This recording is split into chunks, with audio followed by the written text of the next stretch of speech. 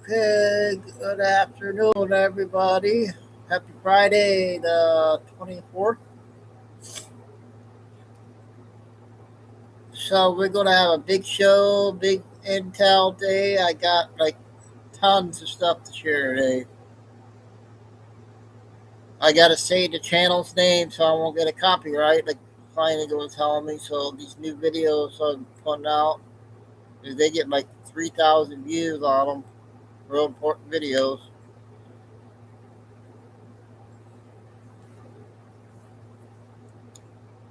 So, we're going to do the short ones first.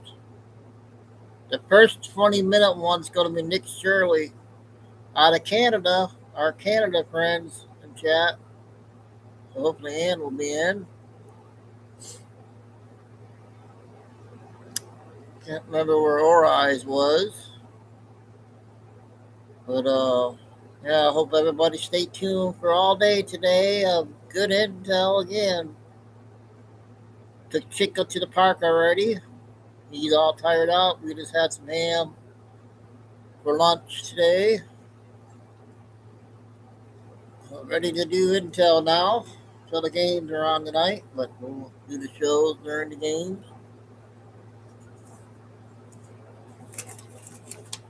But the first thing I gotta do is, you guys, um, one of our patriots, our special patriot, Michelle, I have to do a prayer. Really needs it, you guys. Her first thing was that her dog is about 9 and she has a tumor, and we're praying, hoping she'll make it through. They have to remove it and everything, and then she found out that her brother-in-law got hit by a semi truck and is serious condition right now. So I'm gonna stand by here and do a prayer.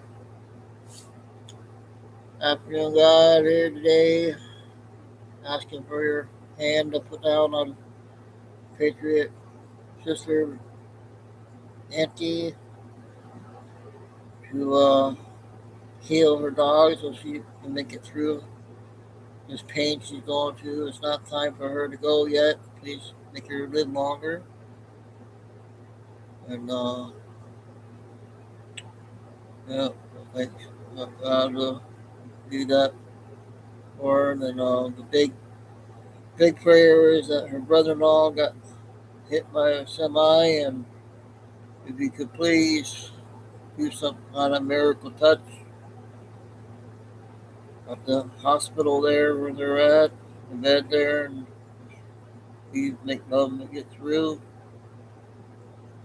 And a lot of things are sad thing to go on from her in Michelle. Shout out to her family and Bella. Hang in there, Bella. We're here. That's her dog's name. God is pleased to just try to cover her and all the family, and we'll be praying every recovery, I hope. Thank you. And to add the things now, God, we've been at this for almost 6 years, and there's so many people are hurting, and we don't even have one arrest. One arrest.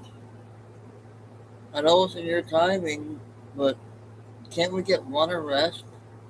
A big name like Hillary Clinton? They say they got it all. We got it all, but what is taking so long? God, we're uniting every day. We're staying all together every single day I come on. I overdo myself, but I still come on. Just God, please give us something to be happy about. We've been working too hard, and just we lost so many Patriots that couldn't make it.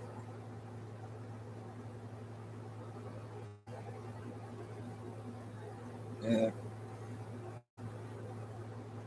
I lost my parents 2 years ago, and if it wasn't for my show, I wouldn't have made it.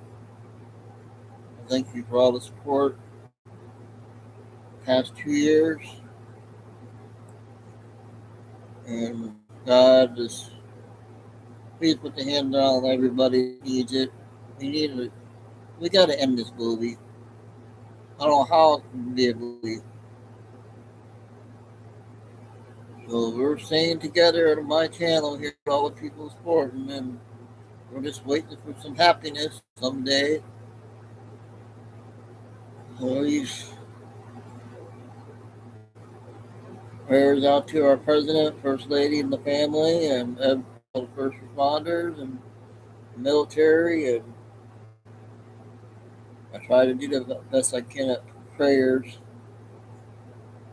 And God is, we're waiting that moment.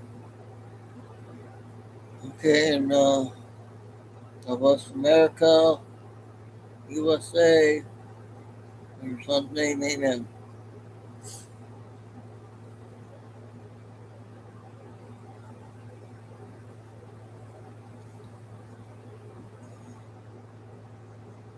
Oh, we got Diane. Diane, welcome. Is this your first time in chat? I don't know how. Thanks for supporting my channel. I just all I'm that's all I ask is be respectful, and you'll be fine. And I hope you like it. I've been at it for 6 years. Got over 1 million views. A small channel there. Here we got. I'm over the Target and everything and stuff, and I got backup channels. I got 2 backup in the description box if you didn't see them or not. Maybe Kay can drop those in there today. Um, yeah, I lost my parents 2 years ago, and I've healed a lot of people on my channel, not just me, and a bunch of other people. And if you have any questions or anything, we got mods in here that can help you. Got a lot of good mods in here. We got a lot of good support.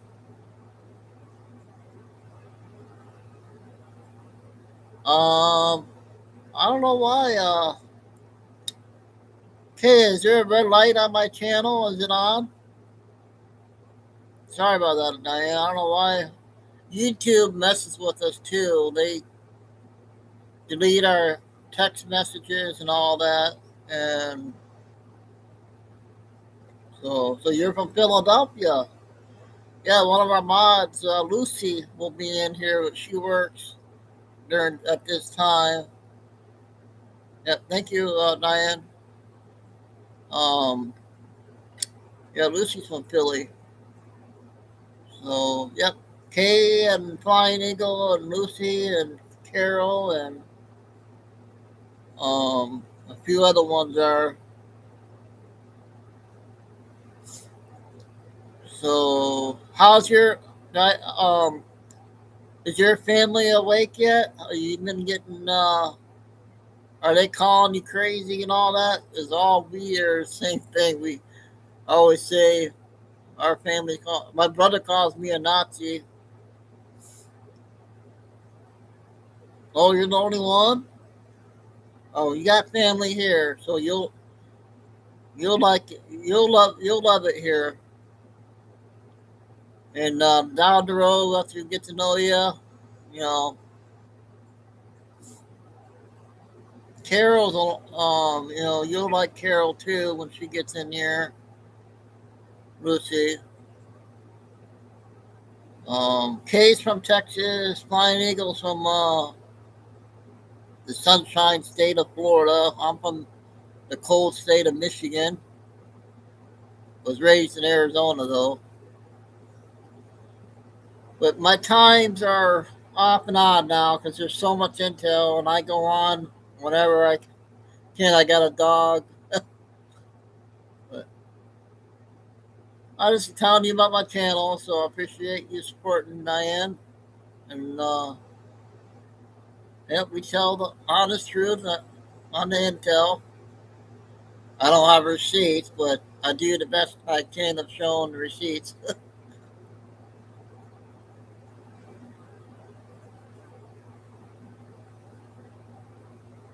Okay.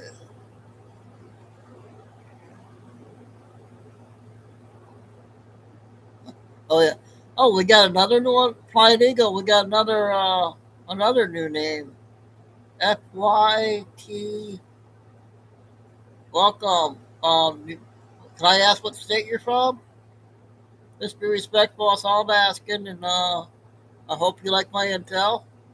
And happy Friday to everybody. I hope everyone have a good weekend, and I'll be doing a lot of intel. I'm on 7 days a week, so unless I get sick, I get heartburn when I eat something. I have to shut the show off for a while, or if I have to go somewhere. But appreciate all the new people coming in. So, Fine Eagle, I got a lot of good, interesting videos today. So, let me know about these ones I found.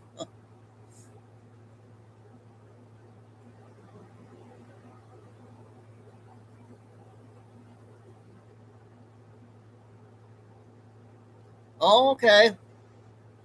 Yeah, it's hard to remember all the names. Yeah, a lot of people changes their names. Oh, right, there you go. Okay, after you, you're already. Carol's gonna get you. Carol might do it. Oh, yeah, Bullhead City. Okay. Remember, I was from Lake Havasu. I grew up in. You're the one from Bullhead. Awesome. Yeah, I missed my Lake Havasu City. 1990, I graduated. Glad you're back.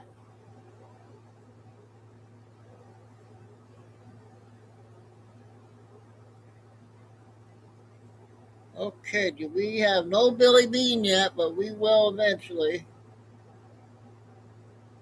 We do got a Nick Shirley will play the first 20 minutes, but the first video I'm playing is another plane crash last night, you guys. Another scientist. So we're going to cover that first. Yep, welcome. Thanks for coming in. It's Morton. Glad to see you again.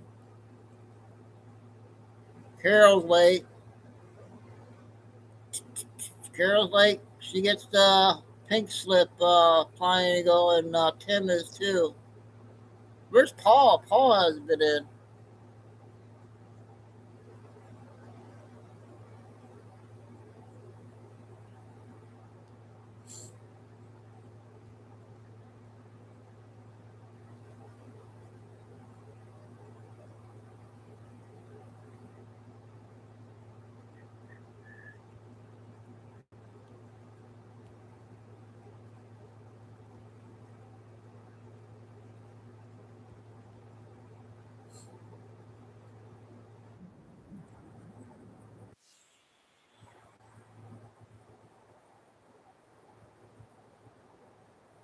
Is the home of Huff and Puff. New players get 1,500 bonus spins to play on any Huff and Puff game. And turning now to a story following as well, high-profile American scientist vanishing, turning up dead. Well, this morning, yet another decorated scientist and defense researcher dead in a plane crash in South Carolina last week. Just found out about this. Investigators say James Moffett was flying his small personal plane. They were refueling. He was with his wife and 2 sons when that plane crashed near the Union County Airport, about 35 minutes south of Spartanburg. The family was traveling to their home in Huntsville, Alabama, to Raleigh when they stopped there. Now, Moffett was an aerospace engineer. He spent a lot of time as a career Army test pilot. He also worked as a flight crew support specialist for NASA, where he took part in 14 Space Shuttle ISS construction missions. He is now growing in this, or adding to this growing list. This is a photograph now, a picture of all those that have either turned up dead or missing. since 2022, actually. Now, the White House taking this matter very seriously. They've launched an investigation. They're trying to figure out if these are linked together. Right now, they have not tied all these together at all. Jan, back to you. Yeah, that's all that was right there. We'll do the short ones first.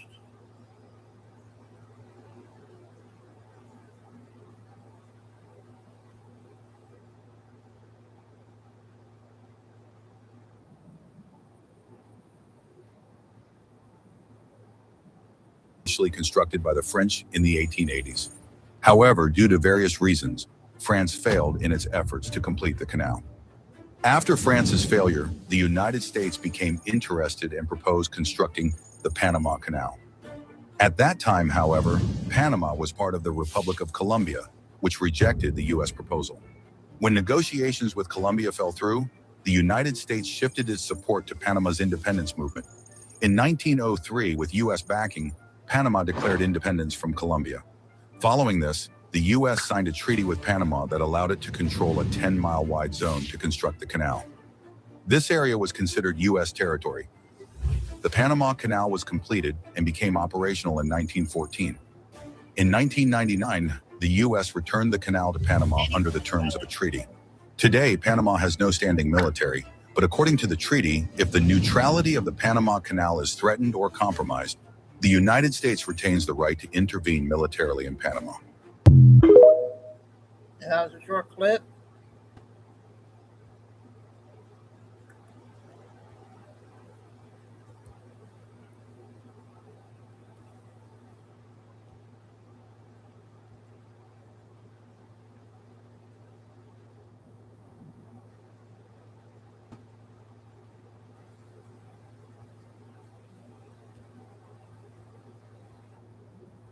Grab my sweet tea because this right here, ooh, rumor has it, it's actually not a rumor, the Justice Department just requested for those documents, honey child, to be unsealed, which that is amazing and everything. But I had a thought just after I saw that. Okay, did we the people, and I'm talking about left and right, just unite on one singular subject?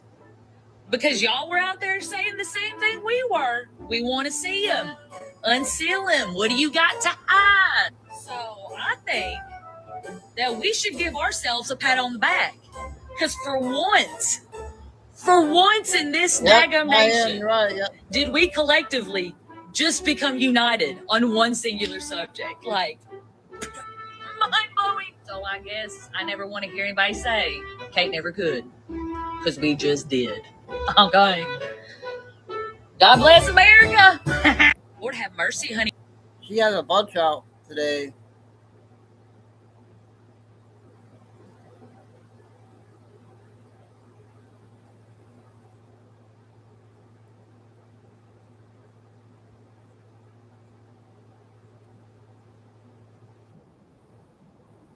Yeah, mask guy. Say the skull belonged to Geronimo. Maybe it did. Maybe it didn't. What matters isn't whose skull it was, but that there was one. A human being, exhumed, stolen, and placed on an altar inside Yale's most secret society, Skull and Bones. The story goes like this. In 1918, a bonesman wrote a letter bragging that he and his brothers had dug up the skull of the worthy Geronimo the Terrible from his grave at Fort Sill, Oklahoma. Michigan. One of those men was said to be Prescott Bush, father of George H.W. Bush and grandfather of George W. Bush. 3 generations, 1 senator, 2 presidents, and it began with a grave. The letter exists. The Apache Nation has demanded the remains back. Yale has denied proof, but never opened the tomb to show what's inside. And maybe that tells you everything. Because whether the skull belonged to Geronimo or some other soul, someone's remains were taken, displayed, and celebrated by men who would later shape the destiny of this country. This isn't a plastic Halloween prop. It's a human skull, handled, worshipped, and woven into the rituals of America's most elite. Donald Trump once said, "These are a sick group of people." Maybe he's right. Maybe it's time even the fiercest critics, Democrats, socialists, or anyone who still believes that this is about left and right, starts looking at the evidence for what it is. Because if these men were willing to desecrate the dead for their amusement and ritual, what do you think they're willing to do to the living? This is the sickness beyond the symbols, the same sickness that turns oaths into chains and power into possession. They call it tradition. I call it a warning.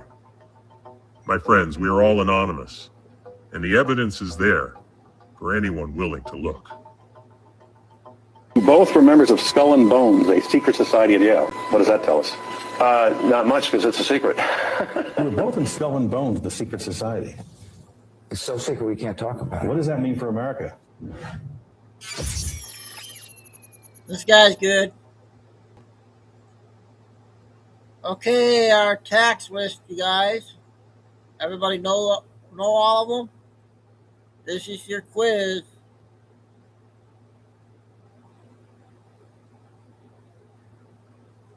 See if anybody remembers any of them.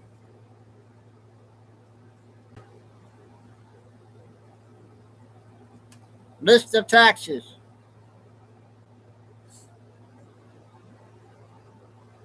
Okay, final.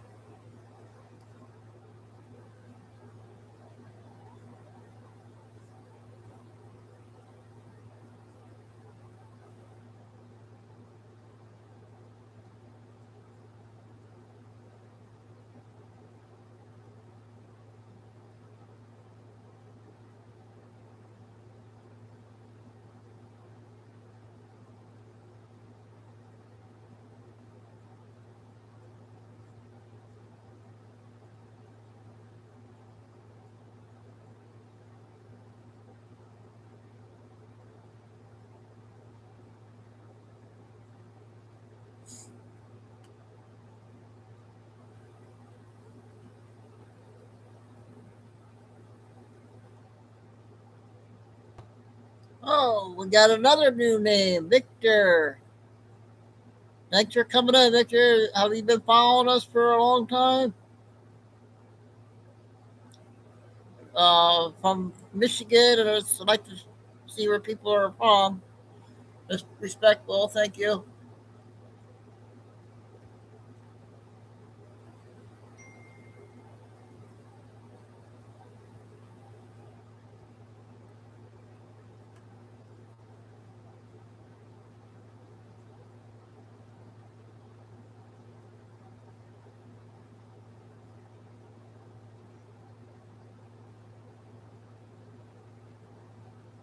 I guess, sorry about, oh, you are, I thought you might have been new. Are you in Michigan or California, the west side, or the west coast, or the...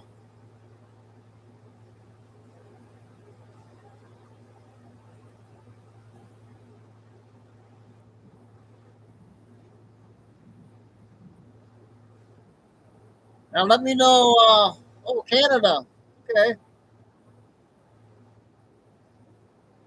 What's your guys' opinion on this here? Finance to enable that equal mechanism around the world, and could it be applied? I think so. I think very efficiently. I think that there's no reason not to harness the technological improvements of digital innovation and having digital platforms, cryptocurrencies. I'm not an expert on the ledger technology and how it works, but I'm aware that in the old days, I mean, even going from one country to another and trying to transfer funds, banks were able to take the float, and there were lots of inefficiencies. And it seems to me kind of irrational to talk about global trade and international finance and not have a monetary unit of account that transcends borders in a meaningful way to give price signals meaningfully cross-border. And to have quicker settlement, I mean, as long as you can serve the consumer. My husband was a banker, And in private banking, what you want to do is provide financial services. So if you can give better service to people, then I would harness all that. What I think is interesting is that people who agree with that idea are also, like me, the most against having our central bank issue that digital currency. Yeah. And I will say, to some extent, the United States has allowed this development, this evolution of money to proceed, recognizing that there are gains to be made. But it also is very telling that since the whole impetus for, I think, alternative currencies is the desire to decentralize finance because you don't trust that government-issued fiat currency. For those same reasons, people, particularly in the United States, don't trust the Federal Reserve to be in a position to offer the digital currency, but under the auspices of a federal government agency. We don't want to be like China and have that be a means of doing more intense surveillance of people's activities and then punishing them through their monetary holdings. That, again, goes to the heart of it's your private property. Yeah. And you don't want government to have that kind of access. Jerry, we're going to have a big show. We got some new people in chat, too. Diane and Victor and the FYT.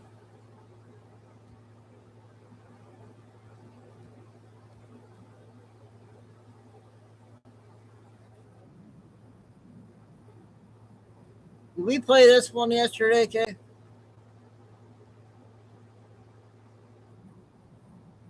He went to look and investigate into Charlie Kirk's assassination and the foreign influence involvement in that, and then Kash Patel shut that shit down. I was like, oh, just said the quiet part out loud, pumpkin. Also dismantled the counterintelligence unit just a few days before we attacked Iran that handled Iranian assets. Those relationships take years and decades to form, and he dismantled it down to, I think, like 2 people. Why would you do that, Kash? Why would you do that?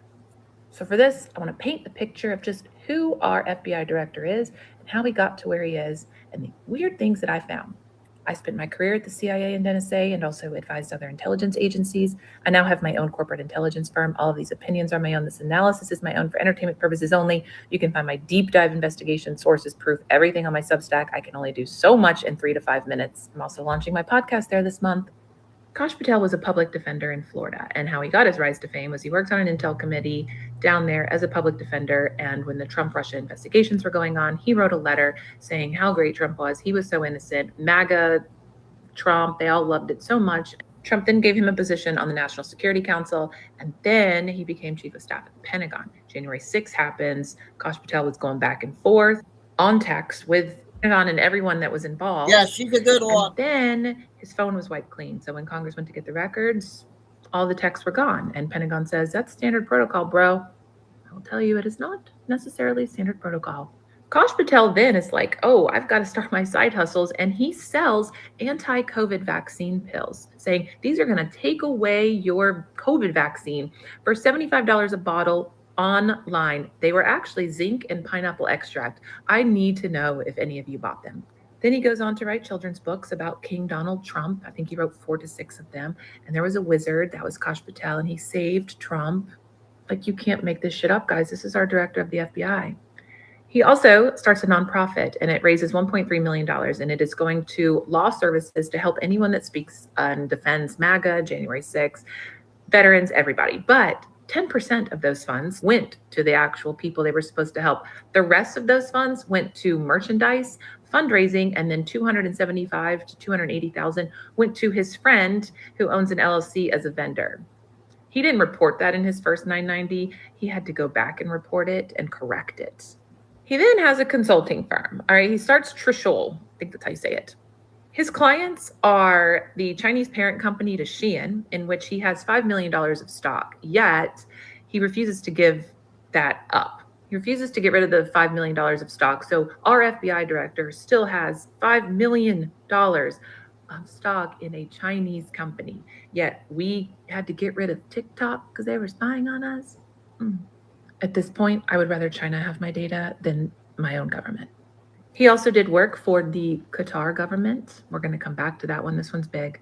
He did work for a Czech arms dealer that has ties to Russia and a filmmaker that has ties to the Kremlin. So our FBI directors' foreign influence ties are not only really, really shady, but they still exist. Because although he said he would give up his Qatar government relationship, within 5 weeks of getting confirmed, he signed an ethics waiver that said, no, I'm not going to do that. I'm good. I'm trustworthy. I can maintain this relationship. And then by December, he was in Doha signing security agreements for the Qatar government that has ties and meets with Mossad and Hamas all the time. Congress needs to do a better job at due diligence on these people. Like, call me, because this is ridiculous. We as Americans deserve better. In addition, he got up at the Congressional Oversight hearing yesterday, the 18th of March, and said that they buy data and locations of Americans. They spy on Americans. They don't have to have a warrant. That vote is April 20th. Right now, they don't have to have a warrant to do it. And he uses that data, and it's not for political purposes or to catch bad guys or anyone in the e-files. No. It's to go after journalists and protesters like you, me, people that speak out against what's currently happening, that bring light to what's currently going on. Joe Kent, he's now threatening to go after him. Get the fuck out of here. You are so unqualified for this position. Congress needs to look into Kash Patel. They need to look into Pam Bondi and their foreign ties and influence. So much more to come, including his girlfriend. Get ready for that one. His follow the money, all of that. Stay tuned. Okay, I got one more from yesterday, and she'll have her new ones out later on. We'll listen to today's one. Then I got the first big video. We'll be doing 26 minutes, and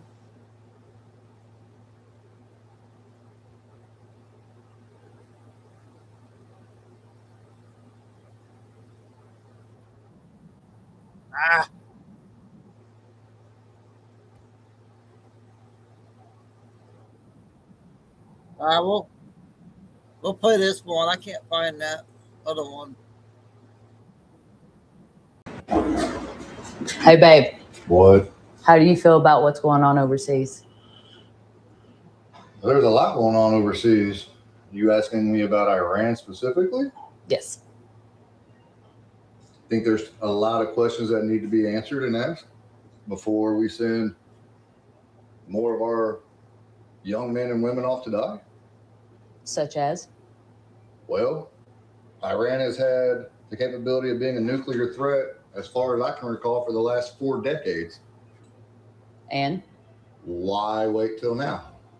Why have we, as America, with the supreme firepower, supreme military, supreme technology, supreme brains, not running around on camels and everything else like a third world country, but yet we've allowed them to advance so far in a technocratic sense that they're now pumping out $50,000 drones, about 500 a day or so, I think is what the report came out, that can defeat our $1 million missiles defense systems. What about? Gee, I don't know. Maybe we should have knocked them back to the Stone Age in fucking, what was it, 94? Why do we keep sending them money? I can't answer that either. Not a politician. Pretty sure Mr. Barack has some answers on that, though. What about this who were first time being I knew her? lapdog for? Is that her husband, you guys? Never heard him. Don't agree with it, but I've never been a very big fan of letting your buddy go pick a fight and then you go jump in the fight, get your ass whipped, have to heal, mend, repair, recoup, retrain, rehab, and your buddy didn't get in the same fight. Or not at least to the same extent as you did. So I don't know. I'm a little jaded on that too. Just like Iraq and Afghanistan, I'm still waiting to see the weapons of mass destruction we found. Instead of you found a bunch of poppy fields. I mean, I'm still curious as to how many Marines were able to get out of the military on time due to orders from their commander to leave serialized gear behind for the pull out of Afghanistan. But yet, if I didn't have my Wooby to turn in, I was up a creek without a paddle. Make it make sense. Make it make sense. For all that being said, though, everybody serving, I do love you. I do pray for you. You know what? Let me just go ask and Did he pass away as she saying that from heaven there? I don't know. What the heck?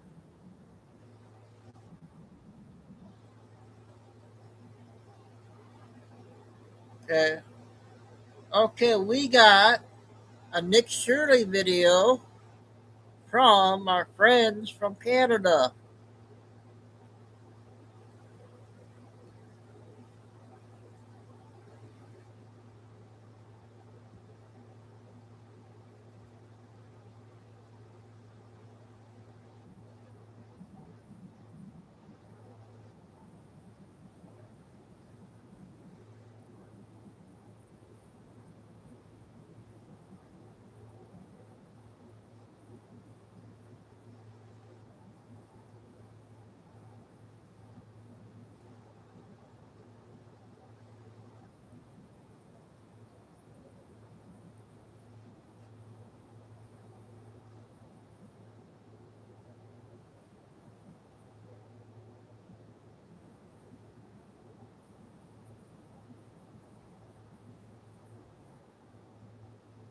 The economy has gotten really expensive here in Vancouver.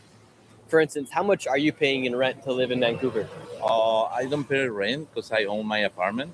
26. Yeah, I heard that like a lot of people cannot afford to pay rent and food and stuff, right? Yeah, it is.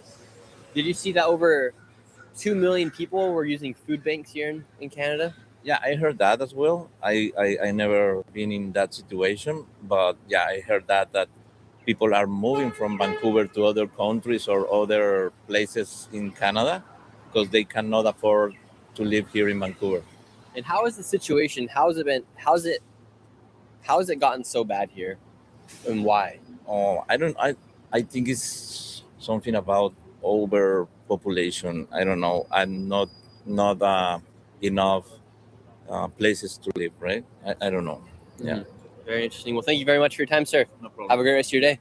How are you doing? What's it like living here in Vancouver right now? It's not bad. It's warmer than normal, but it's still pretty hard. I live outside, so it's more difficult than living inside. And how has the decriminalization of drugs affected the people here in Canada? I don't know, but I can speak for myself. It hasn't done a lot. Just people feel a little less stress that they're going to be arrested or something like that when they have their drugs. And is it still decriminalized drugs? No. No. So it is illegal. It is illegal. They're just not going to arrest you for it. They don't have time and whatnot. Okay, so they're not arresting people right now. And no, they're not arresting people for having small amounts of any drug, but it doesn't mean now it's legal. But it's definitely on the path to being there. Yeah. Oh wow. Do you think that'd be a good thing for them to legalize all drugs? To possess small quantities of it, yes. Small quantity. And are you current? No, not to sell it or anything. No. Not to sell it though. That would not be good if they sold it, but to use it, I guess it's all right. And what are you currently using any drugs? No, not now. But I used to use a drug called methamphetamine. Methamphetamine. And we've seen a lot of people here just the past day, and they also have like how you're kind of slunched over right now. Is that a result of the fentanyl or the result of the meth? No, it's Crystal. It's not offensive of either. It's people have mooted or they've tried to make it seem like it, and maybe it is. I'm not a doctor, but in my case, I didn't do fentanyl. I never did what they call down heroin. I never did that, and the crystal meth hasn't changed any of it over the.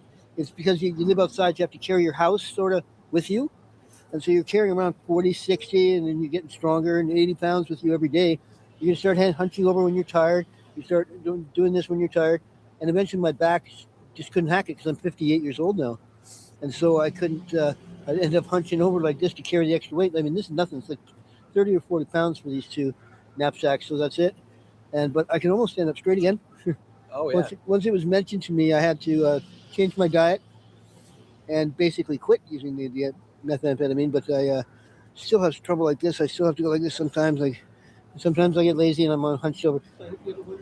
We hope you have a wonderful weekend as well. What do you think about your Prime Minister, Justin Trudeau? No? Okay. We'll move on. Do you live here in Vancouver? Okay, cool. So we came down here. We've heard it's very hard to live down here in Vancouver and just in Canada in general, the prices are going through the roof, they say. Oh, yes. And do you feel that Canada is going into an economic downfall? Oh, yes. Everything is so expensive. If it wasn't for subsidies, there's no way I could live here. I'd have to Really? move back with family. Yeah, I read something that said over 2 million people were on food stamps here. We're going We to don't- food banks. Yeah, food banks, yeah. And why do you think that's happened where it became almost impossible to live here inside Canada? I don't know. Prices of everything are skyrocketing. Mortgages, interest rates. For somebody that doesn't understand how bad it is here, how bad is the situation as far as like being able to buy groceries, afford rent? Rent alone is like a minimum of $2,500 for a 1-bedroom. We have a 1-bedroom and we pay $2,550. Really? Yeah, and I'm a single mom, and then she has special needs. So how can I afford that? Wow, so how do you afford that? Government help. If it wasn't for that, there's no way I could afford anything. Wow, and how much are wages here? Like, what's the minimum wage here? 20. I don't know actually. Really? And recently, Donald Trump's been asking and been saying that Canada might become the 51st state. Do you think that'd be a good thing for Canada to join part of the United States? No. Only 3 minutes. And why would that be a bad thing for Canada? My bus is coming. Okay, your bus is coming. All right. And would anything else you'd like to say about what the situation is like here in Canada? No. No. Okay, no worries. Well, thank you very much, ma'am. Have a great rest of your day. Do you guys want to see Canada become part of the United States? I think that would be a good thing. Donald Trump said that he would cut taxes here for Canadians by 60%. Their businesses would double instantly, and that they'd be protected by the largest military in the world. A lot of international folks out here. Let's see. How are you guys doing? Excuse me. How are you guys? We're live right now. Okay, no, they don't want to talk. Oh, let's see. All right, Rob, people are moving quick around here in Canada. What can I say? Let's go over to this shop over here. See if we can talk to some folks. Ah, dang it, the raindrop. Yuck. All right, let's wait till the light goes green, and then we'll cross the street and go talk to the folks over there, everybody. Here in the chat, do you guys think it'd be a good idea for Canada to become part of the United States? Victor, what's your opinion? If Canadians want to join the USA, then absolutely. Somebody, Kurt saying the 51st state, Canada. All right, here we go. Let's cross the street right here.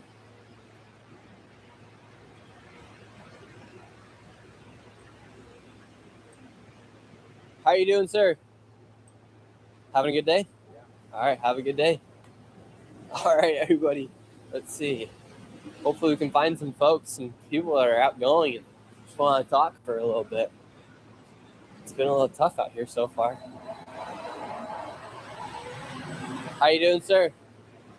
Doing good? Let's see.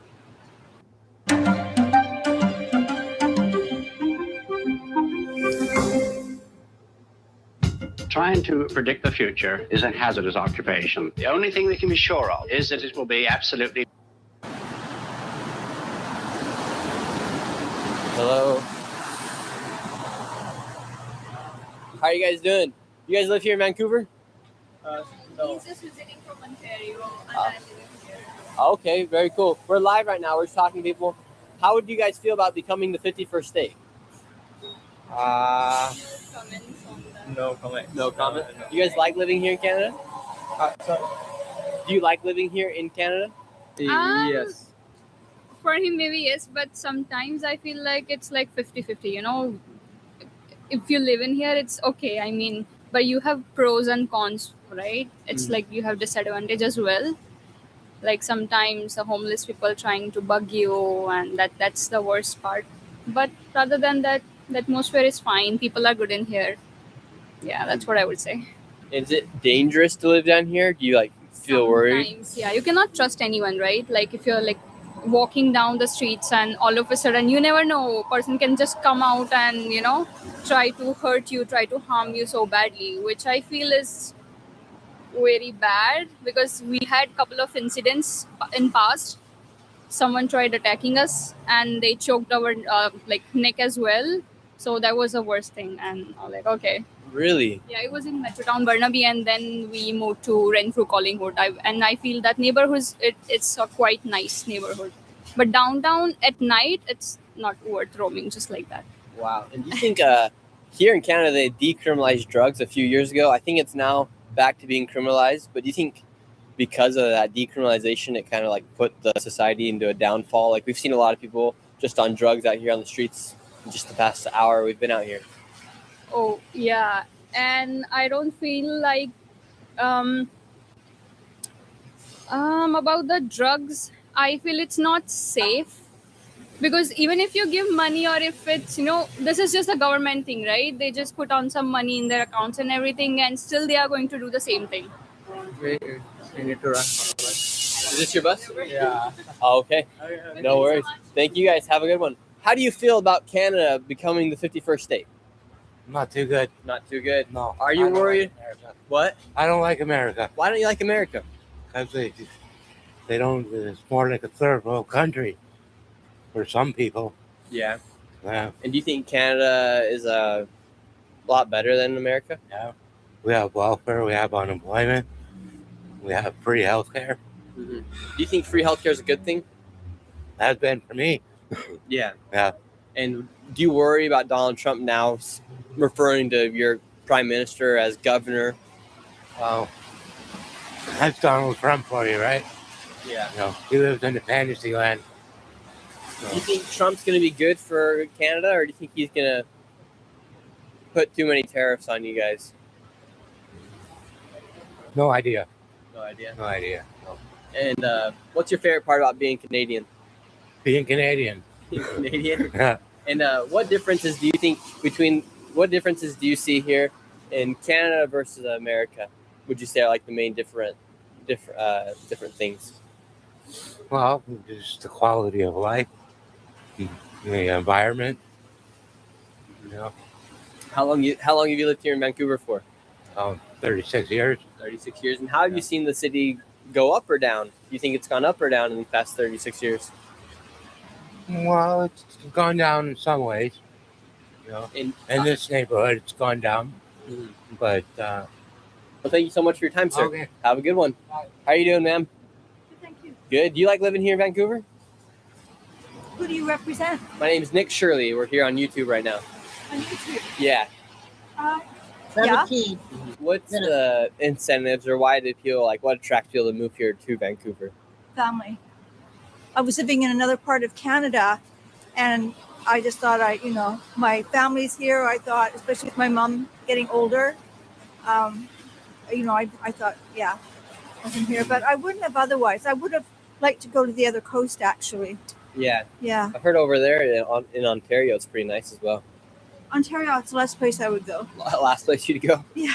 Interesting. And Yeah. also, underneath Justin Trudeau, I believe around 5 to 9 million migrants have been let into the country, whether that be student visas. But do you think all of that immigration has caused the price of living to go up here? Do you think that was a good thing that they let in so many migrants into Canada? I'm not sure we have that many migrants. We have a lot of people brought in through immigration and through education. And it's kind of a double-edged sword. We should have had more housing to begin with, to provide them with housing. But because they're here, they're paying international fees to the colleges and universities, which they need to keep going. And so now that we're limiting the international students, higher education's got less money. And so they're cutting their programs. Excuse me. Yeah. And how much does it cost to go to, how much does an international student pay to go to college here? Is it very expensive to go to college here? Yeah, it's a lot more than if you're living here, for sure. And it's actually something that's crept up on Canada, I think, because in the 90s, the governments, federal and provincial governments, started putting a lot more money into things other than housing and education. So they've had to rely a lot more, education's had to rely a lot more on corporate funding and then raising the tuition. Wow, interesting. So is that one way they do to they are able to make college so cheap here is they import students from other countries and charge them higher rates, so that way it keeps the pricing low for the Canadians. Probably. I'm not an expert on it, but sure is a major factor because they have that much more money that they can pay their instructors with and have the programs do. Yeah. Very interesting. And do you think Canada will become the 51st state? Never. Never. The thing is, Canada is very different from the U.S. A lot of people come here because they like this sense that it's got fewer guns, it's a lot less violence. There's a higher rate of education, and our health industry is much different. It's public, so I mean, why would you want to live here? Yeah, do you think that's a good thing, like the free healthcare? Like, well, of course, yeah. It's we pay for it with our taxes, but yeah, absolutely, everybody's covered. Yeah. So, say you needed a knee surgery, how long would you have to wait to get in? Is it pretty quick to get in for a knee surgery or like a surgery like that? Or I think there's a waiting list, but those kinds of surgeries are for seniors. About 10 and minutes. So there's more seniors now than there were, say, 10 years ago. And so there's a blip, you know, and the governments aren't that good in planning ahead for the blips, but it's a blip that has to do with the age of the citizens. Yeah. And since the healthcare comes out of like your taxes and whatnot, how much are people getting taxed here in Canada? Not enough. Not enough. There's a lot of tax breaks. If we were taxed more, we would be able to offer more. For instance, if we had better taxes, higher taxes, we'd be able to offer education to more people. Because as it's getting right now, if you don't have money in the bank, you're going to be ladled with a pretty high student debt, like $50,000 easy. And who wants that, especially when the future is looking so unstable with climate change and everything? Wow. Very interesting. Do you think Canada is at threat of climate change? Of course, absolutely. No doubt about it. I mean, absolutely. Awesome. Thank you so much, ma'am. Have a great rest of your day. Great lady right there, everybody. Great lady. Yeah, nice lady. She I'm actually good, gave us a lot of good insights of Canada. What's going on here? Where are you from? I'm from the Philippines. From the Philippines. And are you here on a student visa? No, I'm working now. Working now? I've been here for 3 years. 3 years. And how does that work, visas? How long can you stay here in Canada for?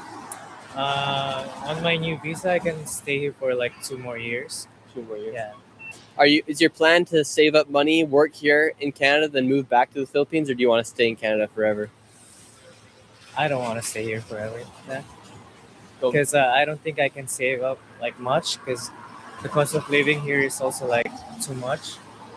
It's just like, I don't know. So do you think a lot of immigrants were brought in on false hope that they're going to be able to move here to Canada, make a lot of money, then take it back to their country? Yeah, I think so, yeah.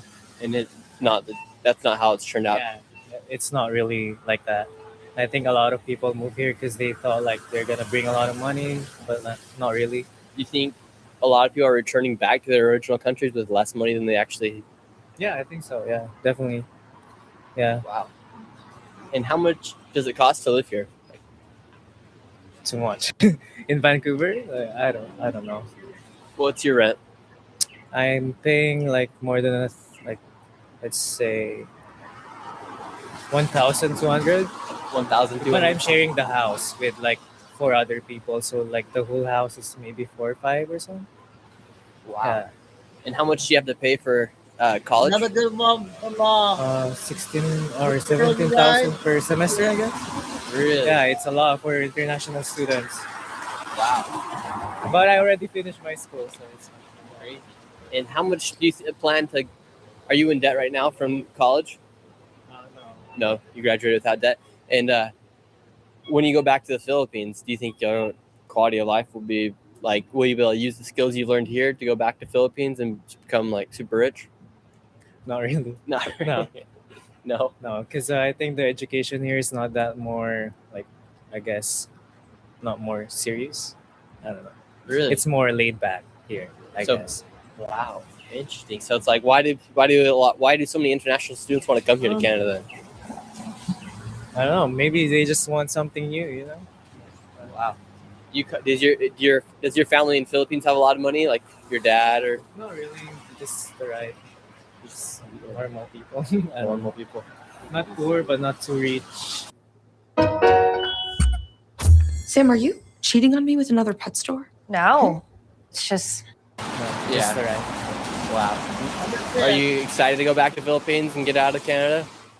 Well, if I'm gonna go out of Canada, I won't gonna stay in the Philippines. I would rather move to other countries because I don't really like our current government. Really, the Philippines is it hard to live in Philippines? I don't think you can get like much money. Yeah. Hocus pocus coming through here. Oh my gosh, we gotta talk to this witch. Excuse me, we just have to talk to you guys. You guys dressed up, you guys witches? Literally, this is just my winter coat. Not her, me. This is from a company called Arm Street. They're in Ukraine, so they make like medieval and Viking armor and dresses and finery and winter coat. Wow, do you like doing like cosplay? I do. I'm a cosplayer. Yeah, yeah. I've been cosplaying for like over a decade. Really?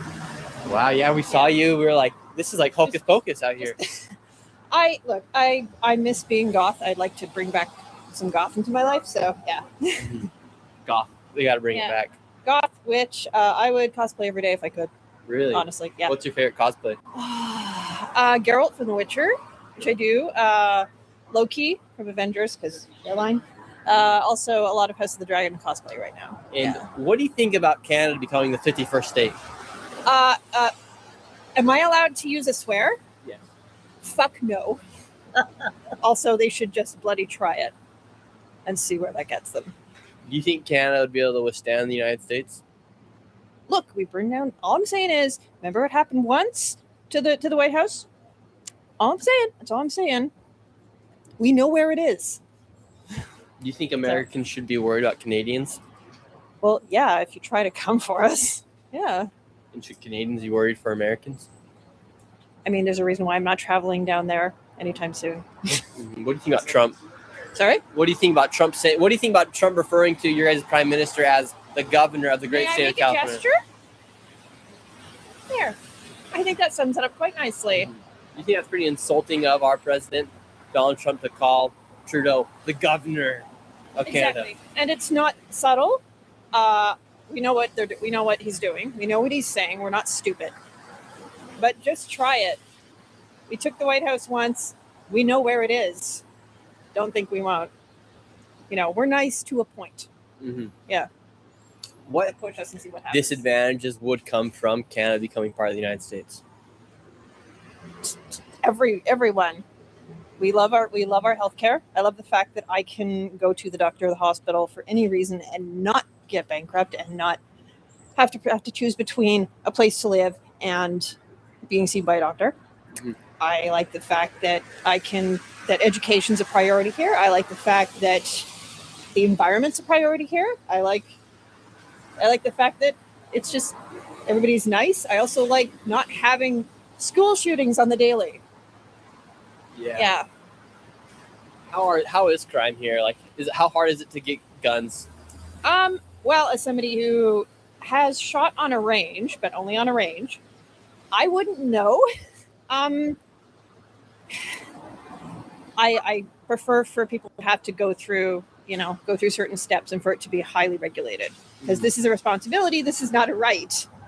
This is a responsibility, and it should be treated as such with the weight that carries. And before you go into this craft store, what would be your message to Donald Trump for referring to your prime minister as the governor of the great state of Canada? Fuck you. On behalf of all Canada and with our full chest and all politeness, fuck you. You fucking Cheeto. That's it? Tangerine Mussolini? Tangerine Mussolini. Shitler? We can go on. Do you think that's fair to call Trump Shitler? Yes, actually I do. Very much so. Very much so. Because we share a border, we're very acutely aware of the rhetoric that comes over the border. And that rhetoric has now somewhat poisoned our discourse as well. There are people who are in Canada who are trying to follow in his footsteps. We're not going to stand for that. And if you could cast a spell on Donald Trump, what would you say? And how would you do it? Oh. Cosplay time. Only one? Multiple. Only one? No, let's just say if House of the Dragon were real and I had a dragon, let's just say, we know what would happen. Like, how would you do it? Like, I'm not sure there's any spell actually that would be adequate. Any single spell that would be adequate. the most adequate one. One that to instill a conscience, a sense of morality, Well, decency. how would it say, like, hocus pocus, abracadabra, iskamash? Meet Max Out. He's a credit wrecker. He doesn't know that using his full line of credit can lower his score.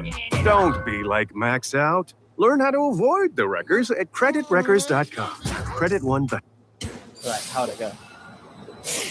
I can't say. This is your time to shine, ma'am. This is your time to practice your wizardry.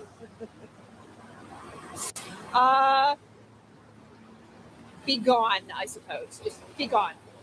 Yeah. And, like, how'd you flick the wand? Just flick it? Just wave the wand. Just be gone with force. Be gone with Yes. force. Yeah. Clear message right there. Have a great rest of your day, ma'am. Stay witched up. Police are arresting some folks up here. How are you guys doing? What are these police arresting these guys for, do you think? Okay, so what's happened is the Safe Streets Act has been repealed.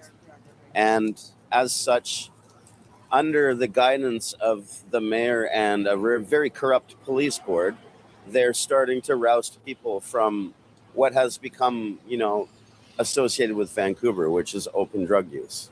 Those three people have a habit, they have a sickness, and they have nowhere else to be, but they're being taken away from this spot. And it's all in the name of sanitizing Vancouver so that we present, basically, I tell people it's lipstick on a pig. We're still ugly, we still have flaws, but we have a leadership and a majority, a super majority council that is driving a very narrow vision for Vancouver right now. And terribly, terribly narrow vision. Yeah. I mean, those people still have rights, but this is Canada. We can't get together on what our actual rights are. It's taken us decades to even come close to addressing the fact that we need a constitution.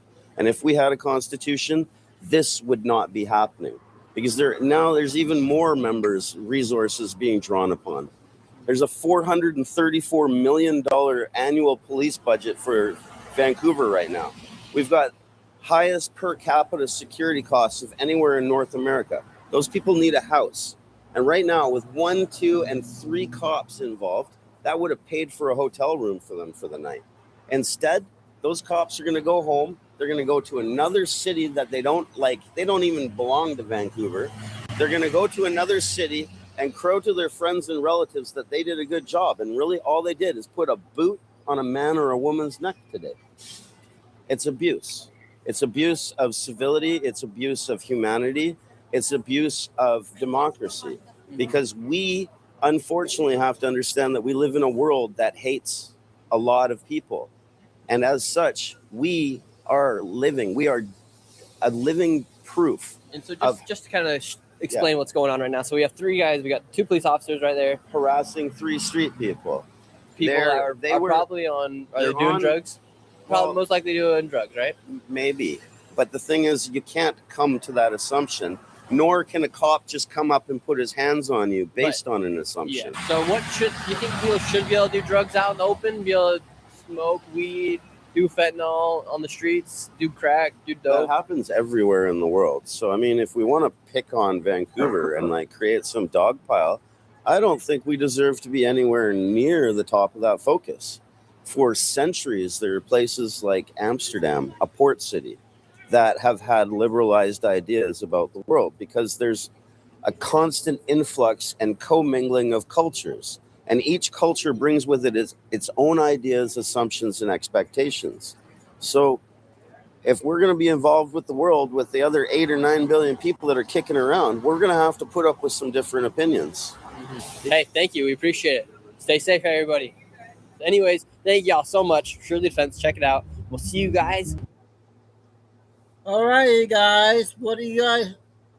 How was that one? I thought that was a tough one for Nick there. Wow, Canada. Very tough one to handle there. I wasn't sure about that one. Thanks, Kay. Now I'll get back to doing short ones. I got you guys will laugh at this one.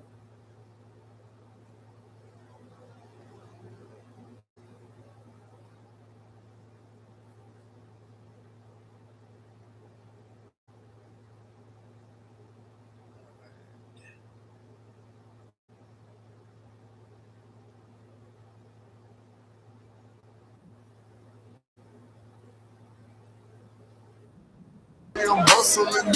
Every day I'm hustling. Every day Refrigerator Barry. Every day we never steal cars, but we deal hard. Whip it real hard. Whip it. Hustling. Every day I'm hustling. Every day I'm hustling. Every day I'm hustling. Every day we never. That was okay. I got this one here.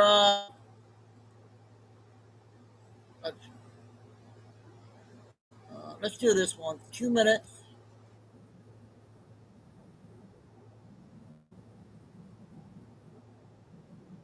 Stopping my interview? No. Oh, you stepped in front of it. Huh? How come you stepped there? Huh? How come you stepped in front of my interview? What? I'm getting deja vu, man. I see you every time. How you doing? So much. You miss me? How you been? Who do you work for? Work for you. Want to give me a cut of your... Oh, okay, my first question is, can you tell me about your work experience? So that's Sam Lee. I've seen him at just about every protest that I've gone to in the past year. That's why he said that he missed me. This might be some here. I mean, I don't deny that. Yeah. Oh, another person.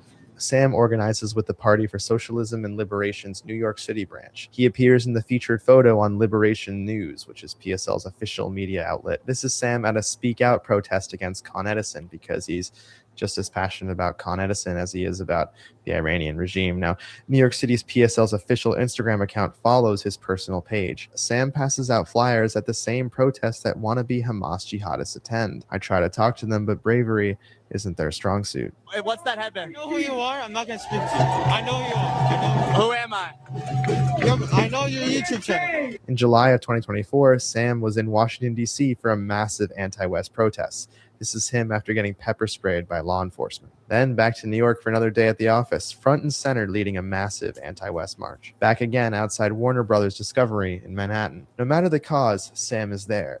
Here he is marching through Midtown Manhattan carrying "We Won't Starve for War" signs printed in English and Korean. And like clockwork, it goes back to being about Cuba and communism. Because just like the outside of the People's Forum doors where they brought signs out of, this is about a billionaire living in China trying to instill socialism in the West. Sam's well-funded enough to attend the 2023 HRC National Dinner in DC with his partner, the same gala where Biden and Jill spoke. It would seem like Sam protests for a living and also does whatever this is. Hey, someone doing something out of New York. We got another lady from TikTok. I think she has a video out. I believe it's about four minutes.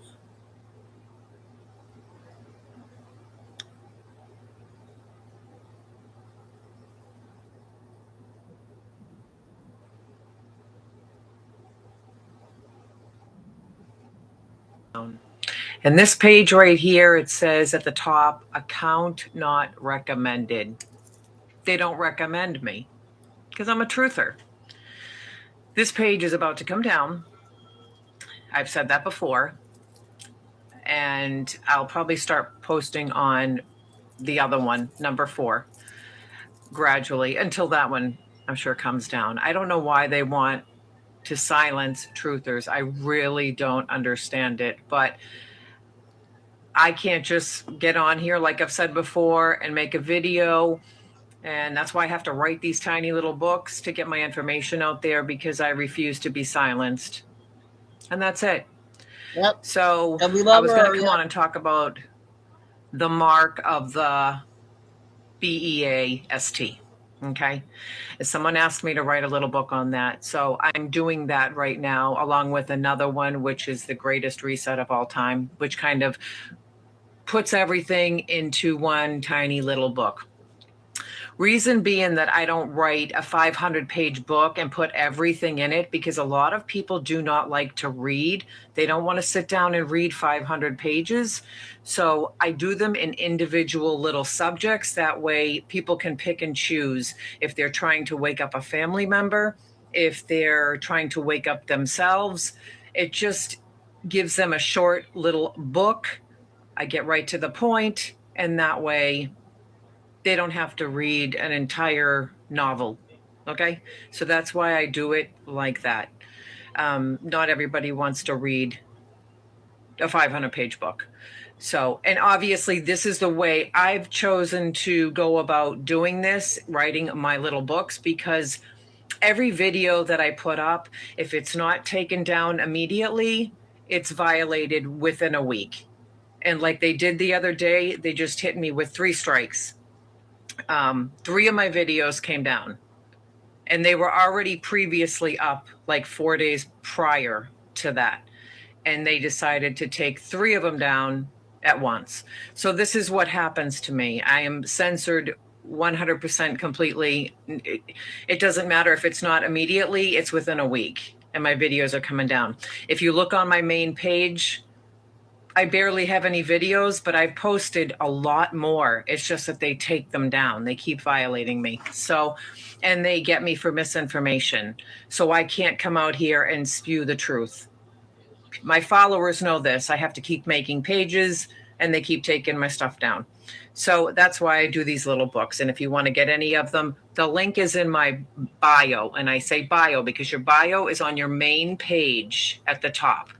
That's where your bio is, and you talk about yourself or put whatever you want to put. There's a PayHip link. If you click that, you'll see all the little books, okay, that I write, where I can get my information out there, because I'm silenced. I don't care what app I go on, I am silenced, point blank. Misinformation in all different directions. So, and it's not misinformation, it's truth, okay? We're like soldiers is what we are, digital soldiers trying to push truth. And if you're not banned, or your videos are not taken down, or you don't have to keep making numerous pages, I question what's really going on with you, because they are definitely trying to silence the real truthers. Anyways, I'm going to work on those 2 books in between my 2 jobs. Those will be the next 2 that are coming up, and it's good for sleepers. It really is, or just people that want to know the truth. Because it's sometimes hard to find the truth out. Anyways, have a great day. Yeah, I'll go back and see on her X page and see if she has any videos out.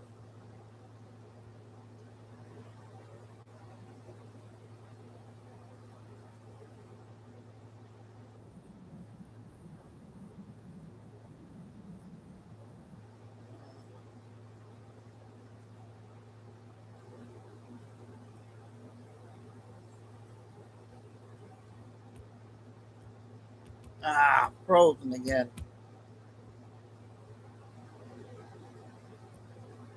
Dang it. Hang on, you guys, I'm frozen.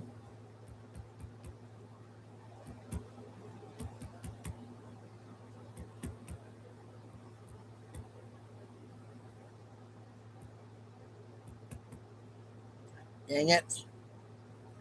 All right. I got frozen there.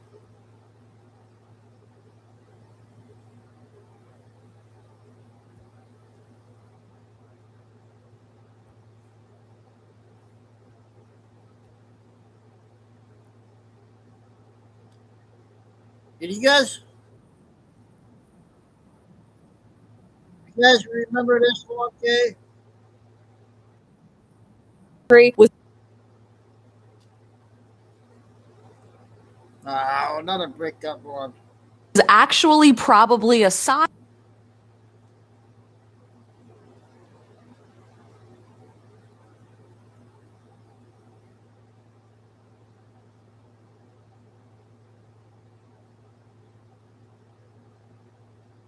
Okay, I'm gonna do this one real quick. Psyop. And then I got a new channel I'm gonna play.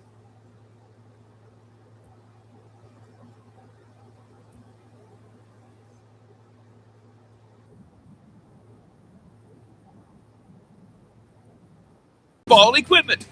Mercy, felonies, are they going to be raining down on Ilhan Omar any minute? Well, I got to tell you, this, I was on an airplane and it was literally Ilhan Omar and They did the fly an husband. eagle? Ilhan got to be in first class. The poor husband didn't make the cut to first class, but she did have security when she got off the plane. So do don't worry, you guys like protected to there. sit together on the planes? Or? I like to sit with her. I give you the update. I got to tell you, this is not a minor accountant error. This is too big to not investigate, to further investigate. You can't go from $6 to $30 million to then just $18,000 or $95,000. So many zeros And we know were there. when you're doing your congressional disclosure forms, you are supposed to include what your spouse is earning and include that in the disclosure and what assets you may have. And obviously, this is something that what is the fishiest part of all of this is that they dissolved that winery, that so-called winery. By the way, like, what type of winery is it? What were they doing? Like, we have no idea. And this raises a bigger questions about what other potential fraud she might be involved in. Good point. It also makes me as a lawyer think they're going to be going after that business partner. I think law enforcement's going to be going and talk to him, maybe seeing if he's going to be cutting a deal or making any sort of remarks that might go to the heart of this. Matt, one of the things I was researching with these financial forms is you have to have intent to deceive. How hard do you think it will be to prove that? I mean, given what we've seen from her. Look, I filled out these forms. Members of Congress fill out these forms. The reason why there's this big swing, let's say between like 8 million and 30 million, because you have boxes that have ranges on them. But I'm old now. I've never, ever known a congressperson or a candidate to disclose a $30 million asset and then say, whoops, I don't have a $30 million asset. Now, there have been a lot of candidates and members who didn't disclose millions of dollars in assets because they didn't think they had to, and then they realized they had to, and they had to amend their form. But to say your net worth is between like 8 and 30 million, and then the next year your net worth is 18,000 or whatever, this is just begs for people to look into this. And I agree with Mercy. An asset that's worth at least $8 million that then just poof goes away after you've shown to have benefited from a bunch of scandalous government grants in Minnesota, there needs to be a big investigation here. So I didn't really answer your question because the intent piece is a separate question, but I just want people to know how I've never known of a congressperson to lose all their net worth because they disclosed something and then the next year they didn't disclose it. Yeah, what's the point of that, Tim? Like, what's the strategy here? Also, winery $50,000, and then in 1 year it went to what, $5 million? That must be some great wine. I know. Well, think about this. I mean, this is the state of California that does this to a beloved Democrat, member of Congress. So this must be, not just smoke, but absolute fire breaking through the door. Because if you think about Ilhan Omar, I mean, we remember, she had all these credible evidence against her. She married her brother in order to secure citizenship. Tax fraud. Before she even started in Congress, she was on the hook for that and allegations. Then you have the perjury, evidence toward that. There is not just smoke here. This is an absolute Fahrenheit 4-alarm fire, go home, Okay. Another video on Omar. So I got my first new channel I want to check out. So finding a name is Devory Darkins. So shout out to his channel. So you gotta go sub to him.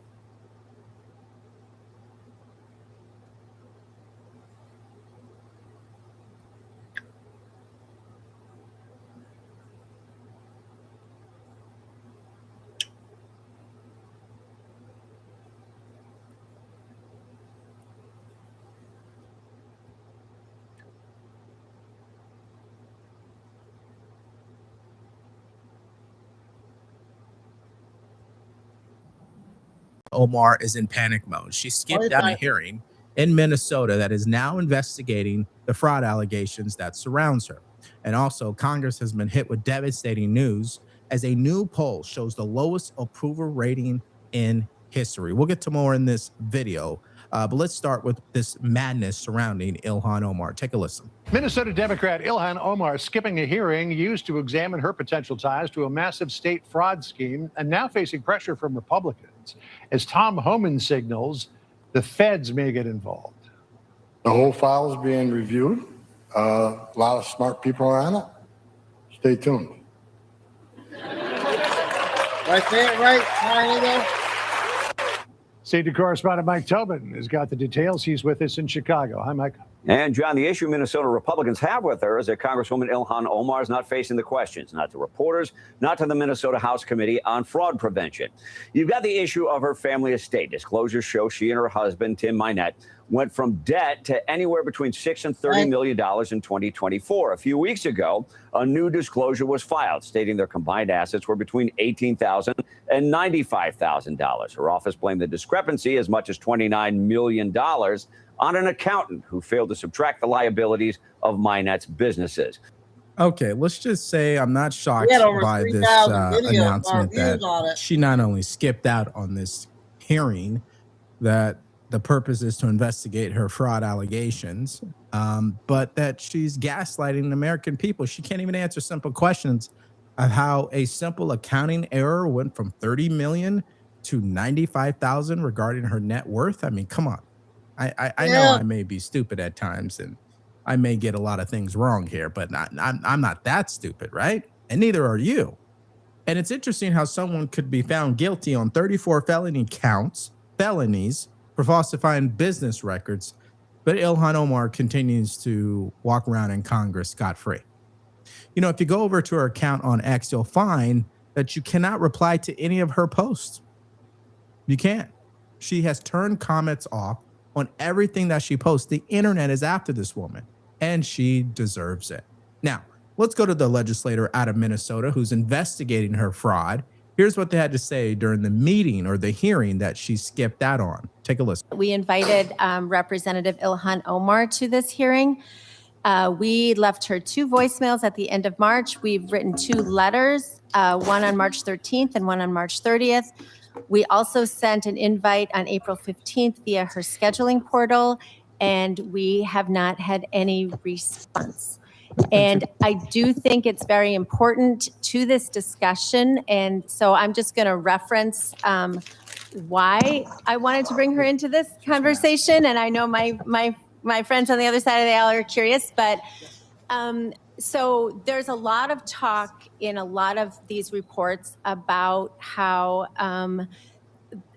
the Feeding Our Future happened because guardrails were taken off the federal school nutrition program. And that is absolutely true. And the first time that happened was in March of 2020.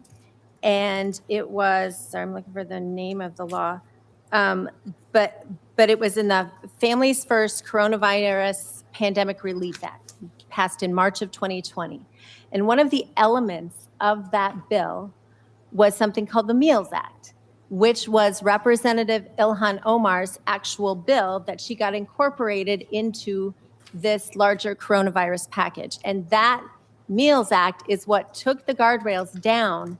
See, it's just another example of devastating policies that they will continue to gaslight us on. But first, please, you guys have been getting value from our channel because I know you're probably a loyal follower of mine, or if you're not, please like this video right now, share it with people you know, leave a comment down below, and make sure you are subscribed to our channel. Thank you so much for checking out our video today. This is the type of accountability and investigation that should be made public whenever politicians push through policy that creates disastrous results. We talked about this quite recently, especially on our live show, that what these politicians love to do is misdiagnose manufactured problems, come up with solutions that are based on falsified data or data that is truly manipulated to work in their favor. And then when things don't work out, they gaslight us all and call us racist. I mean, think about the criticism that the Somalian community has received over the level of fraud that they committed. And when you criticize them, what do they call you? This is the world that we are living in, folks. So let me just give you an example. So the reporter from Lindell TV, who's usually on Capitol Hill confronting members of Congress for their level of corruption and hypocrisy, She confronted Ilhan Omar when she was alone, and let's just say we saw it that didn't go very yesterday. well. Take a listen to this. There's some discrepancies on there. Would you like to explain that? How you make such a big mistake on it? So you before asking me anything. I have. Yes. Well, what about the American people who are wondering how you made such a big mistake? I have explained to the American people. What's the explanation? I have given them the explanation. Do you want to tell our viewers? Because I don't want to call you Jack. Oh, how about that? Ooh. Okay. Have a good day. I mean, she's asking some serious questions that I think deserves a serious answer. I mean, I wonder what would happen if I said, as an elected representative, that I was worth 30 million, and then all of a sudden I was like, no, I'm actually worth 95,000, and chalked it up to some accounting mistake. I'm sure they would look into me a little harder. And so, the criticism is definitely well deserved, in my opinion. And again, this is why members of Congress overall, has one of the lowest approval ratings in history. We will show you that here shortly. But first, let's go to someone who continues to defend her corruption, and that is Hakeem Jeffries. Hi, Leader Jeffries. Good to see you. Just curious to get your thoughts on Ilhan Omar's financial disclosure. Does all of the scrutiny around that concern you at all, and does that warrant an official House ethics investigation? That issue has not been brought to my attention, but we do know that Ilhan Omar, who works hard on behalf of the people that she represents in Minnesota, is constantly under attack by right-wing conspiracy theorists. Well, what about her net worth going from 30 million to now under 100,000? Do you believe that's truly an accounting error, as she alluded to? It's not an issue that I'm familiar with. What about her winery that she is now dissolving from her financial disclosure? We're working to stop this reckless war of choice in the Middle East, get the economy back on track, win this gerrymandering war that Donald Trump started that we're going to finish. It's not an issue that I've been locked in on to date. And also, it's not an issue that I would care to be locked in on up to this date or even look into, because I already know what she's truly all about. And I would never in front of the camera say anything that could potentially jeopardize her career. I mean, that's really what he's saying. Think of this guy? It's politics. It's Congress. I mean, they are going to protect their own, essentially. And even if they have to protect Congress overall, they'll do it. Again, this is a great segue into our next story. There's a reason why Congress has one of the lowest approval ratings in history, and it's not funny. I mean, this is disturbing news, and you're going to hear from both sides of the aisle as they react to this new polling. Take a listen. 86% of Americans disapprove of Congress. That is tied with November of 2013 for the all-time high. As I said, Congress usually hated, but usually not this hated. You're actually managing to tie records. Just 10%. Just 10% of Americans approve of the job that Congress is doing. So therefore, as I said, stand up and give yourselves a round of applause. You managed to do it. Congratulations. Or walk away in shame. This 10% approval, give us some context to what all of this means in comparison with other things. Okay, so you see this 10% approval, and I just was searching my head. I was like, okay, what else basically has 10% of the population by their side? Just take a look here. Okay, Americans who say that the moon landing was faked back in 1969. Sarah's side, and they're off on the side laughing. More Americans say that the moon landing was fake back in 1969 than actually approve of the job that Congress is doing right now at 10%. That 10% is equal to the percentage of Americans that believe that the earth is flat. Oh man, I mean, this is really the mother of all polls, if that makes sense, because it demonstrates, and I guess I shouldn't be laughing because, as I told you guys, this is a disturbing poll, but it demonstrates the level of incompetence I've been communicating on this show on both sides of the aisle. The Republican Party, they're just as incompetent. And that is the reality. The lowest number of legislation sent to the president's desk for signing. There's no way to argue against that. Now, whether it's because they don't want to do anything that may contradict the president, maybe they feel they don't need to do anything, maybe they don't believe in this agenda. I mean, at a certain point on the Republican side, you have to ask yourself as a voter, why hasn't Congress, particularly the Republican Party, taken the record number of executive orders from the president and tried to codify them? I mean, you think Cam and Maria, we got a couple new names in chat here. Diane and Victor from Canada, and FYT. Say a shout out to them. Thanks. Then I got the next video I just found. It's on AOC, the other lady. I think at this point there would have been every single day they are voting on something. What are they truly doing? Congress's net approval rating among the GOP back in March of 2025, it was plus 33%. That was the net approval. Down it goes to minus 56. What is that? That's like an 89-point move over a little bit years' time. No wonder at this point Congress is facing record high disapproval rating, because even Republicans, and their party controls Congress, absolutely despises it. All right, so let's get into the reactions to these polls from a couple of members of Congress. And what you're going to find is on both sides of the aisle, they are delusional. Again, they not only recognize how bad this poll is, or they refuse to recognize how bad it is, but they don't even actually take responsibility for it. I want to be clear about something. I don't actually believe the approval rating is due to how divisive the country has become. I think the approval rating is as low as it is due to the corruption that has become obvious.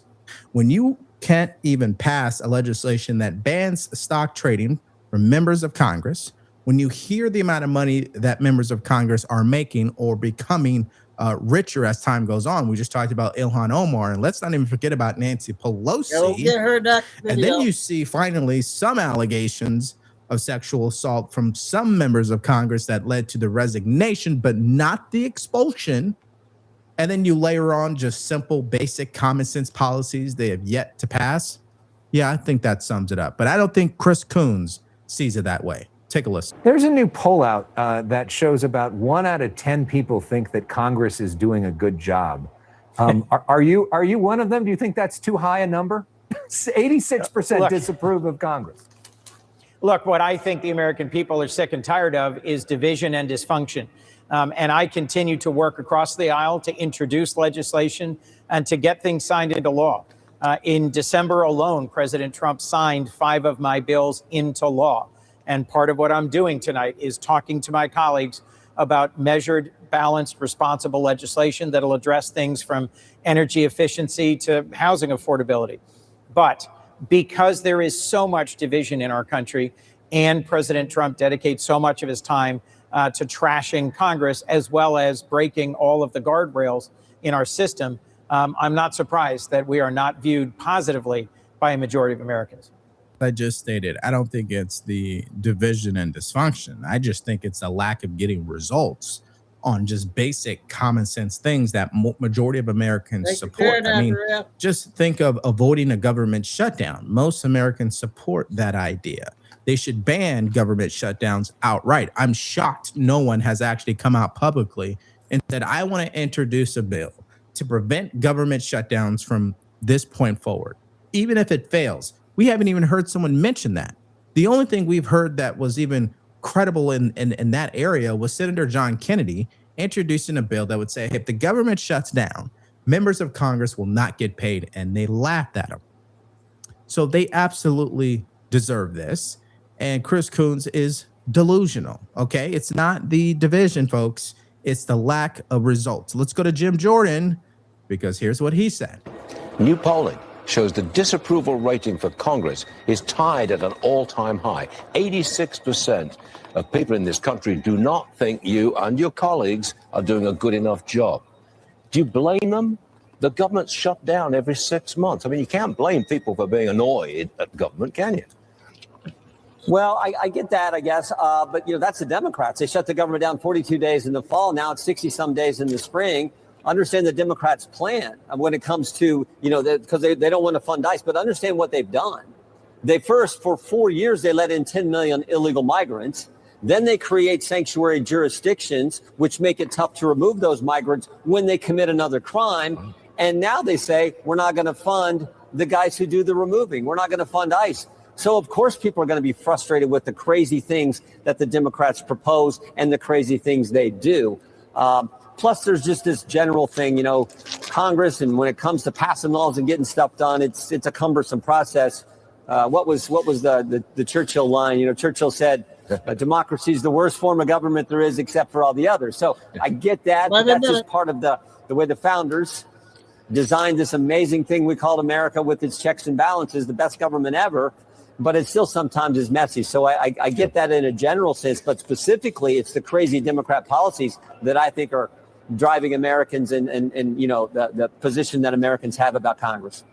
Again, listen, I like Jim Jordan. I just don't understand why he couldn't acknowledge banning stock trading. That's a huge problem. No one will trust Congress as long as that continues. Let's not even get into foreign countries and their influence into American politicians. People's net worth. I mean, that all of it in it of itself is the problem. Okay. It just fascinates me how they just won't admit that out loud. I want you guys to look at Morning Joe's reaction to this. I think it's funny. Watch. The Democratic brand is in the garbage. I mean, you look, Donald Trump's approval ratings are low. The Republicans in Congress, their approval rating is low. The only thing lower, Democrats' approval ratings in Congress. Look at that. 37% approve, 59% disapprove.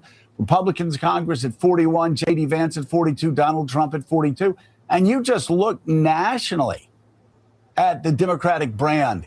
It is as low as I have ever seen it. Yeah. So we look at these numbers again on an individual level. Democrats continue to be in the same position, and the president continues to be at the same position. So just imagine this. Out of all of this discourse, how toxic it has become, how politically fatigued America has become. And through all of this up to this point, the president is still polling higher than everyone else. And Democrats are still polling lower than everyone else. So I think this is another, data point or reality check for Democrats out there and also for Republicans. But something tells me that's probably not going to happen. Okay, let's continue into our next story. I guess we could finally talk about something that the Republican Party is doing that's positive. And they have moved on to a reconciliation bill to finally fund Border Patrol and ICE up until the end of this administration. Okay, remember, DHS is partially funded. They refuse to fund ICE and Border Patrol. And so this is the other way around it. Take a look. Lawmakers on Capitol Hill voting to approve $70 billion in funding for ICE and Border Patrol. We're taking a live look at Capitol Hill, a beautiful start to the day. Now, they are hoping to fully reopen the Department of Homeland Security. This new budget plan, which was passed despite Democratic objections, will ensure both agencies are funded through the end of the Trump administration. It also authorizes 2 Senate committees to potentially triple the budget if they see fit. Its approval sets up a critical vote in the House. Now, if the House approves this budget resolution, the final funding bill can be voted on by both chambers. And Democrats have no way to block this plan. President Trump has set a June 1st deadline to pass the final bill.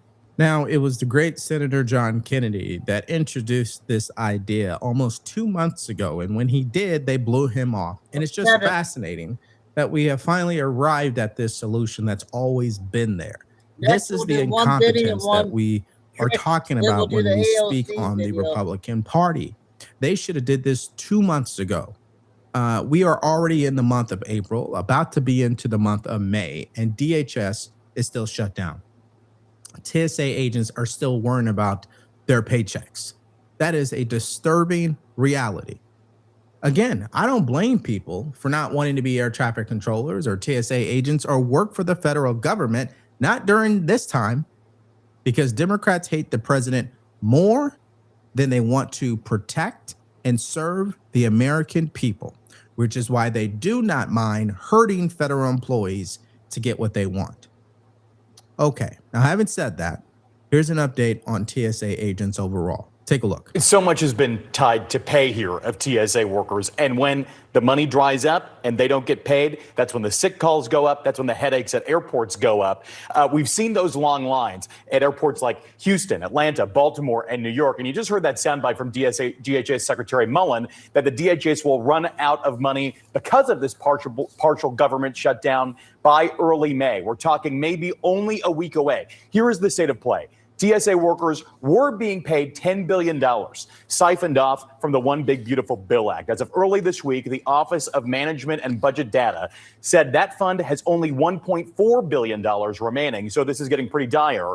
Congress could step in, but things are still pretty stalled. Democrats universally opposed to any DHS funding bill that also funds ICE, meaning there is no deal. TSA workers are getting a normal paycheck this week, but a union official tells us there is a 50-50 chance they will receive their next full paycheck, which is due on May 8th. The problem here is that so many TSA workers live paycheck to paycheck. So if they're not getting paid, union officials say many simply need to stay home because they can't pay for things like childcare or even put gas in their cars for their commutes. It leads to these short staffing issues and long lines at airports. Yeah, so the context here and why that clip was important is because two things are happening at the same time. The Republicans are taking it upon themselves through a reconciliation process to get ICE and Border Patrol paid until the end of the Trump administration so that can no longer be used as leverage in regards to defunding the rest of DHS, which is obviously negatively impacting TSA agents, which is actually right around the corner because the funds are about to run out. Remember, when they had voted to fund TSA agents, it was only temporary. Okay, so there will be also a vote to make sure that the rest of DHS stays open until the rest of the year. I know it's really complicated financially. Why can't Congress just come up with a budget that will last all 12 months of the fiscal year? I think that's the $1 million question. I want to draw your attention to something that Chuck Schumer said on the Senate floor last night. He said that nobody respects ICE or Border Patrol. Take a listen. Adding $140 billion to an agency that nobody, to two groups, Border Patrol and ICE, that nobody respects in this country. Mr. Secretary, your response? Well, it makes my ears red. It takes a lot to get me upset. But Chuck Schumer, no one respects you. The definition of a lying scumbag politician, that is you. You would be the definition if you Googled you right now. I mean, why don't you just come out and be honest with American people? He wants to have open borders. If you want to defund the Customs and Border Protection Agency, if you want to defund ICE, who is in there arresting the criminals that the laws were passed by you, you had time to change those during the Biden administration. You didn't, because you're for open borders and you're for the criminals running amok in our cities. And for you to say that is so disrespectful to the law enforcement that is out there protecting you, because he has a detail with him. How about he walks around these city streets without a detail? I wonder how safe he would feel. Again, this actually reminds us of the great work that the president has done on the border. No one has crossed the border. That's not an exaggeration. The number is literally zero. There's been zero crossings. I mean, I'm not too sure that's ever happened in history. I mean, probably. I mean, maybe 1800s or something like that. But in the 2000s, no one. I mean, he did such a great job on that border. No one talks about it. And these members of Congress want to do things that would compromise that level of security. It's astounding. But as we have continued to learn with politicians is once you give them verifiable data that they're wrong and what they've said is wrong, then they tell you that, no, they actually never said that. Let me give you an example of this where Senator Patty Murray says that none of her Democrats have actually called for ICE to never receive funding. Take a listen. I've not heard one Democrat say defund ICE. Yeah. What I have heard every single Democrat repeatedly say, when you fund ICE agents, then make sure they have training, make sure they have warrants, make sure they act like law enforcers, and have the ability to have the trust of the American people. That's what we're asking for. Me and you both know we have plenty of clips that we've reacted to where Democrats said no more money to ICE. We will never give another dollar to DHS. Okay, abolish ICE. We've heard it all. So that's just more gaslighting as usual. But anyways, let's get your reaction in the comment section below to these stories today. I mean, Ilhan Omar, not only is she somewhat being investigated according to Tom Homan, but she's clearly being investigated in her. So that's a new guy. So I hope you guys okay with that guy. I'll keep an eye out on his videos. So we got Trisha Biddy videos, and then we'll get to the other one, AOC. Okay.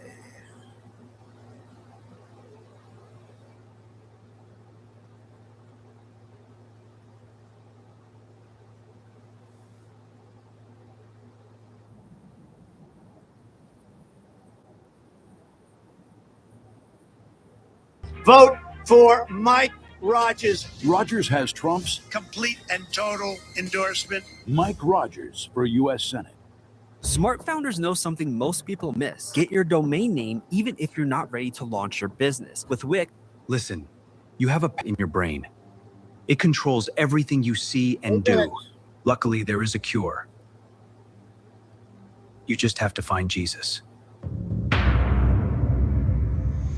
Quite a bit has been made of Netanyahu and his 6 fingers in his AI videos here. Never really showed 6 fingers.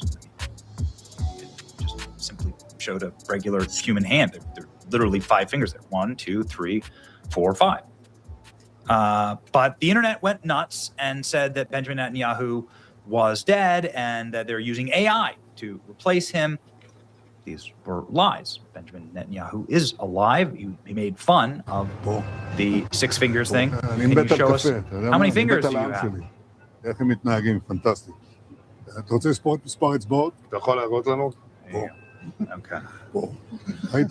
So we've been through this before. Probably like once a week, there's like is Benjamin Netanyahu alive or dead theory across the internet, fomented by people, obviously, who are wanting to get as hard a click as they possibly can on what ends up being baseless claims, right?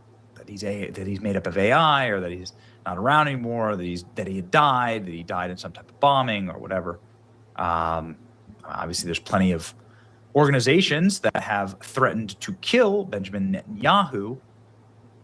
And his absence at certain briefings, I don't know, certainly causes some people to pause. But, it's tweets like this. So did they kill Netanyahu or not? Anyway, this was from about a month ago. The reason I'm bringing this up is that you got to be really careful with these stories. You want to make sure that you are not fomenting fake news, and you want to make sure that you're treating the death of somebody or the illness of somebody or the harm of somebody with extreme seriousness. It's, why we want to report on this, that Benjamin Netanyahu does have cancer. That is something that is a bona fide and verified fact. It's a very bad form of cancer. It's prostate cancer.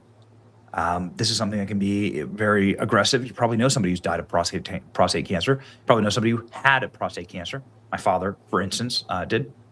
And it's not, it can be very aggressive. It can be very harmful.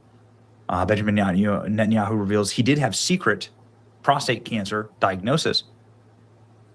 He says that he's had that treated. A reminder that Joe Biden has announced that he has pancreatic cancer. We haven't gotten an update on that in a really long time. But, men of a certain age, this is just what happens. Here we go. Let's read. Israeli leader Benjamin Netanyahu has revealed a secret prostate cancer diagnosis, assuring the public that he has since received a clean bill of health. 76-year-old first underwent surgery in December 29, 2024 to begin the benign hyperplasia. That's exactly what my dad had, according to the medical report released by his office. The procedure at a medical center in Israel was described as successful, complication-free.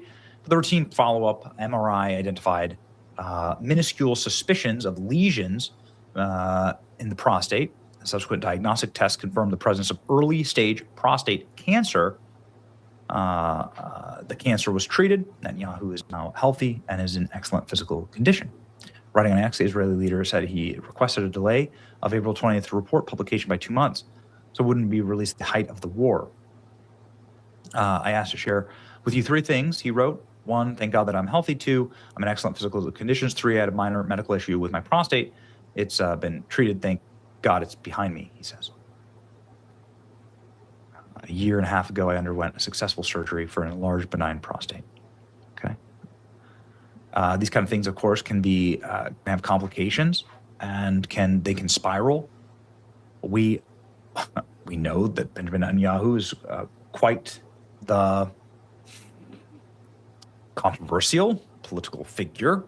We have been personally very critical of Benjamin Netanyahu based upon the report, ladies and gentlemen, in the New York Times.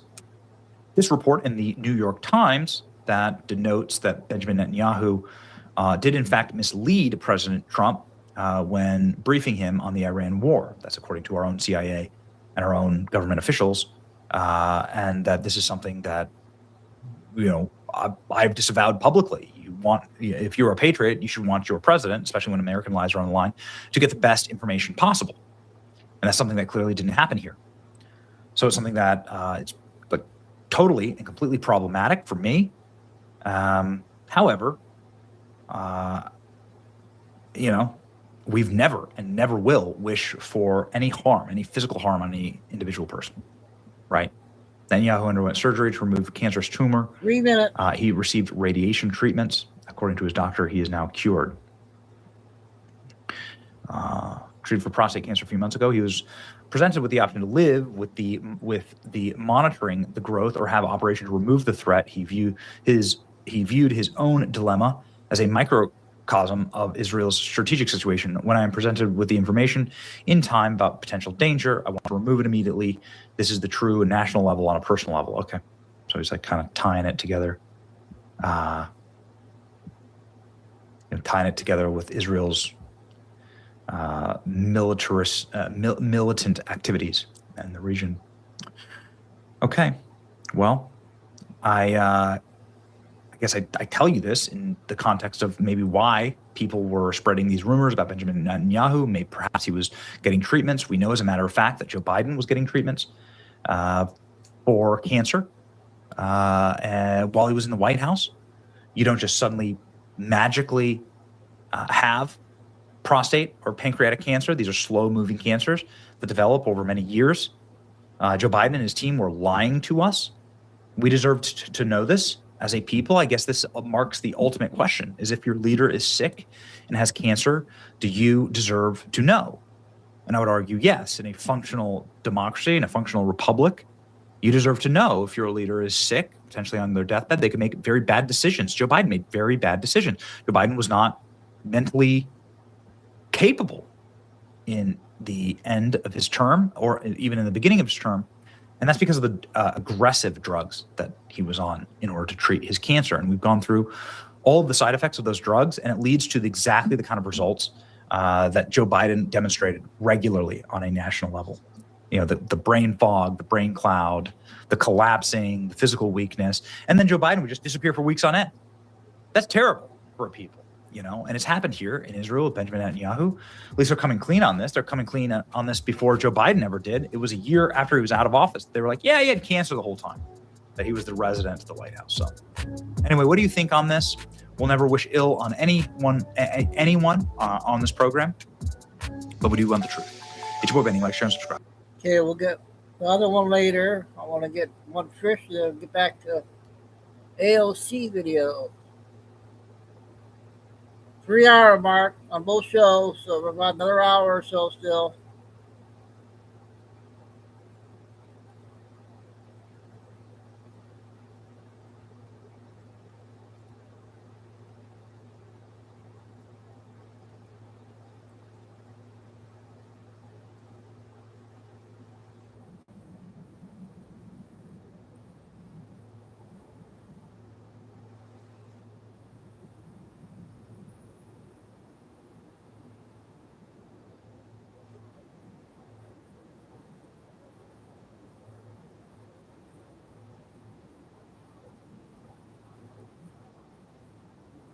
Eight minutes. For all of this, pretty darn. But keep in mind, she's got other things going on. I mean, you look at your economy that's struggling, and I would just say, hey, you get all these dependencies in these welfare programs. Maybe you ought to take a big fat red marker pen to those and say, ciao, okay? Arrivederci, Roma. Come on. I mean, look at this.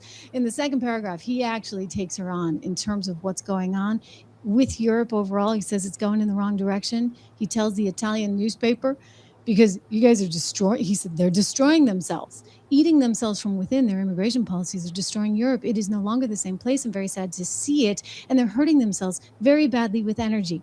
They pay the highest energy costs in the world, and they're not even willing to fight for the Hormuz Strait, which is where they get their energy. They rely on Donald Trump to keep it open, and the US of A, of course. When we asked him, she said, if he requested any minesweepers from the Italians and Europeans, he said, I asked to send anything they want, but they don't want to, because NATO is a paper tiger, okay? And then he points out that they are, of course, struggling with this immigration issue, killing Italy, killing all of Europe. And a new video is circulating, it's gone viral today on X, where somebody is in Rome recently, and they're saying this is Italy in 2026, and it doesn't represent the Rome, Italy that, you know, you might have seen 10 years ago, even 6 years ago. I was just there 6 years ago. Let's take a look. Look at this. Look at the fucking state of the city. This is Rome, guys. Like the Casbah. This looks like in Bangladesh or something. Look at this, guys. Look at the state of this place.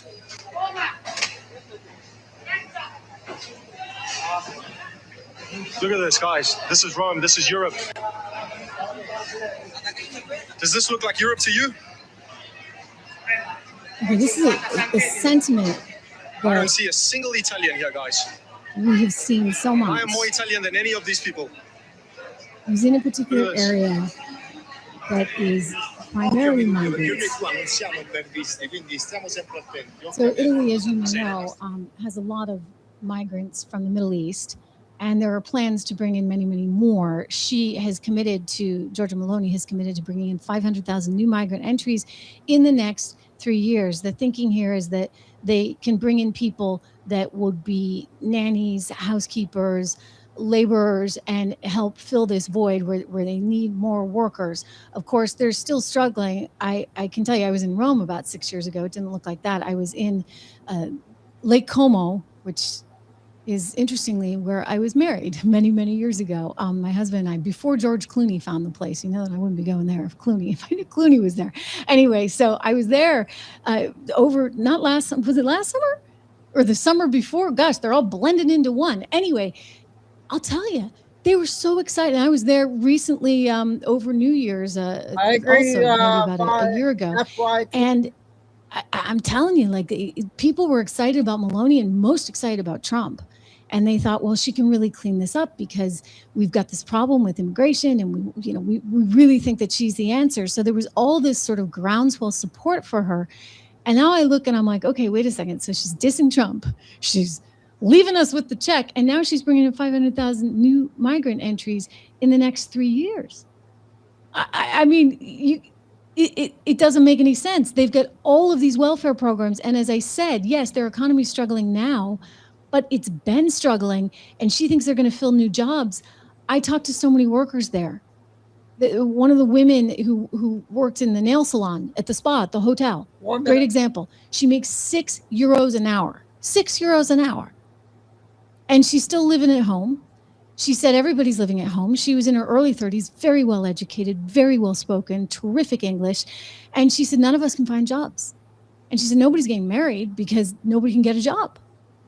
So, you live at home. You live at home off of your parents because, these jobs are just not feasible. So if you can't find a job, why are you bringing in more people and basically more liabilities, right? Because they have a wonderful, I say that, somewhat facetiously, social welfare system where they give you a lot. Okay, they give you a lot. They don't give us anything, right? They're stiffing us with the check on NATO, but they're faced with increasing economic challenges. Yes, because of higher oil costs, but what does that mean you do? Do you bring in more people that you're going to have to support? I don't think so. Do you say F you to the United States, which is basically what we're getting? I don't think so. I think you actually want a solution to this. And yet this is what we're seeing. We got Italy stiffing us right now. We've got Spain saying, forget about it. We've got France saying you can't even fly over our airspace. So as a result of all of this, the president is saying, you know what? You're cut off. Forget about it. You know, we don't need to have this alliance that's costing us so much money. Not to mention, like, don't forget, the alliance is there basically to deal with the threat of Russia. It was formed coming out of World War II and really kind of came into its own being as a result of the Cold War. So because of the Cold War, the thinking was we need to protect against the Soviet Union. Well, you don't have the USSR anymore to protect against. So what are you doing? You're creating controversies where you don't need them? I don't know. But you're paying a lot of money as a U.S. taxpayer that's going to support 100,000 troops over there in Europe. And it doesn't seem to be, how do I say, well received. Sleep Posture 101 Side Sleeper Edition. If you don't have one of these, get one. I don't care if you get this one. This one is my favorite. You've got Italy now saying we can't pay for this because we're not going to have any money. Our economy is struggling because of these higher oil prices. We were supposed to pay 5% of GDP. We were all for that when she was running, right? Just like she's for closing the border. And now she's opening the border and she's refusing to pay her 5%. It doesn't make sense. I mean, at least this guy, you knew what you were getting, right? The Prime Minister of Spain, he also just approved a plan for 500,000 undocumented migrants to gain legal status in Spain. That happened last week, actually, while I was there overseas. And, you know, the lines outside the Madrid embassy for Morocco were significant, shall we say, significant. So they're bringing in lots more migrants there too, all while saying, sorry, we can't do our fair share for NATO. This is the most resistant member, if you would, Spain, that I just mentioned. They are extremely resistant, but like I said, at least you knew what you were getting because the guy made it very clear from the beginning, unlike Giorgia Meloni, who was kind of singing a different tune.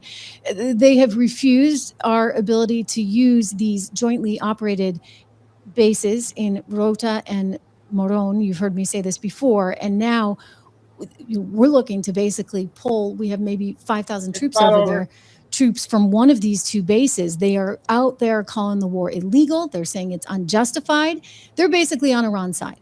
Okay, that's how we can put it. Spain is on Iran's side. So what is this NATO agreement? Like, aren't we all supposed to kind of stick together? And by the way, Spain, you need that oil too. So if you guys were smart, you would actually want to ensure protection for your oil in the future, and you don't want an Iran that can threaten you with a nuclear weapon, because it's a lot more easy to threaten Europe than threaten us with a nuclear weapon.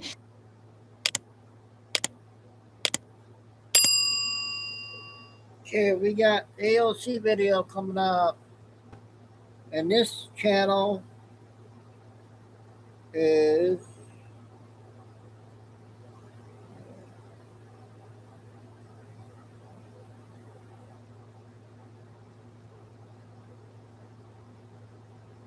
called the Forgotten History channel.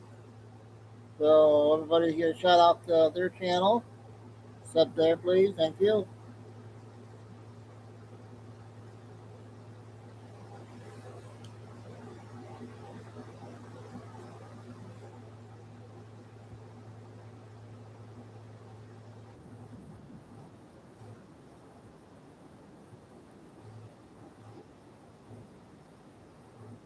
$24.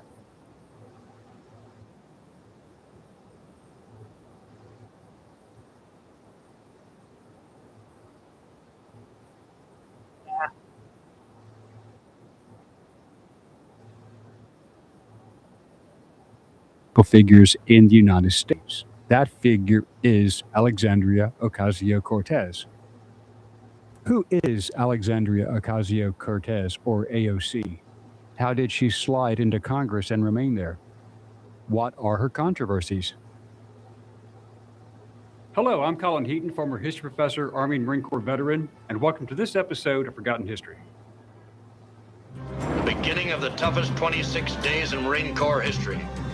with confidence in our armed forces. 36th President of the United States died this afternoon. Tell the children and women in here to call it off.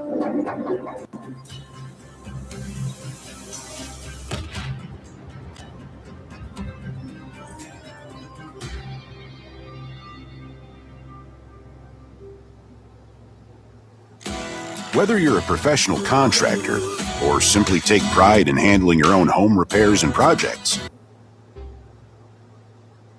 Alexandria Ocasio-Cortez was born on October 13, 1989 in Bronx, New York. Her father, Sergio Ocasio-Roman, was of Puerto Rican descent and owned a small architectural firm, and her mother, Blanca Ocasio-Cortez, was born in Puerto Rico and cleaned houses. She and her younger brother, Gabriel Ocasio-Cortez, were relocated to Yorktown Heights, an affluent suburb considered safer with better schools. Well, no more This is about her. interesting since she would later oppose private and charter schools, supporting Democrat teachers' unions and public education. She graduated from Yorktown High School in 2007 and enrolled at Boston University. In 2008, she interned at the Foreign Affairs and Immigration Office of Senator Ted Kennedy, where she worked until his death in 2009. She returned to the Bronx after her father died in 2008, where she took a job bartending and waiting tables.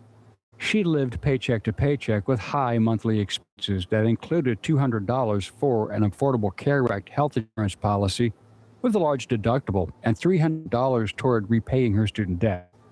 In 2016, Ocasio-Cortez, or AOC, served as an organizer for U.S. Senator Bernie Sanders' presidential campaign.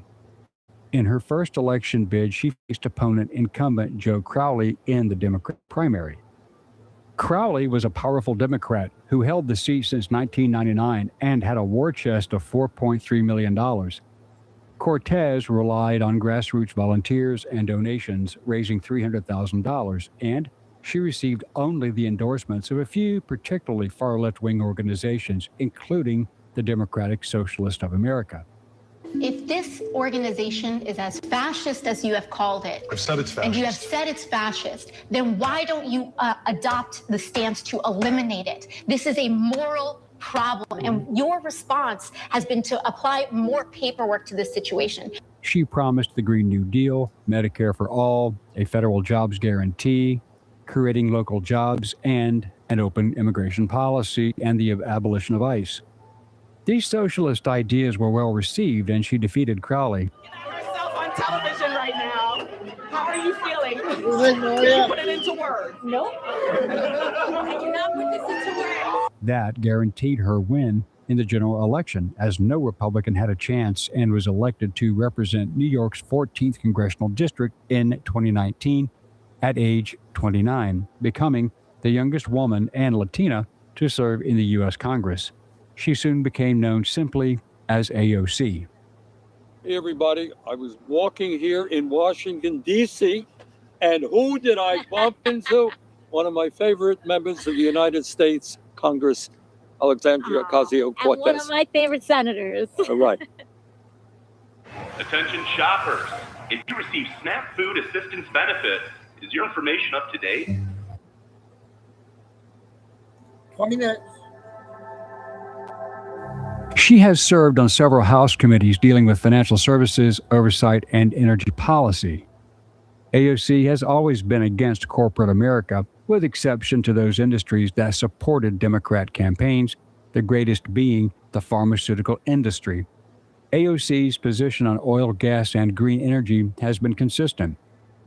Today is also the day that we choose to assert ourselves as a global leader in transitioning to 100% renewable energy and charting that path. She wants to terminate the petroleum industry, including pipelines and fracking, with heavy spending on renewables such as wind and solar, but she never grasped the fact that without oil, you cannot even make those components or keep windmills working, and the national and global economies would collapse.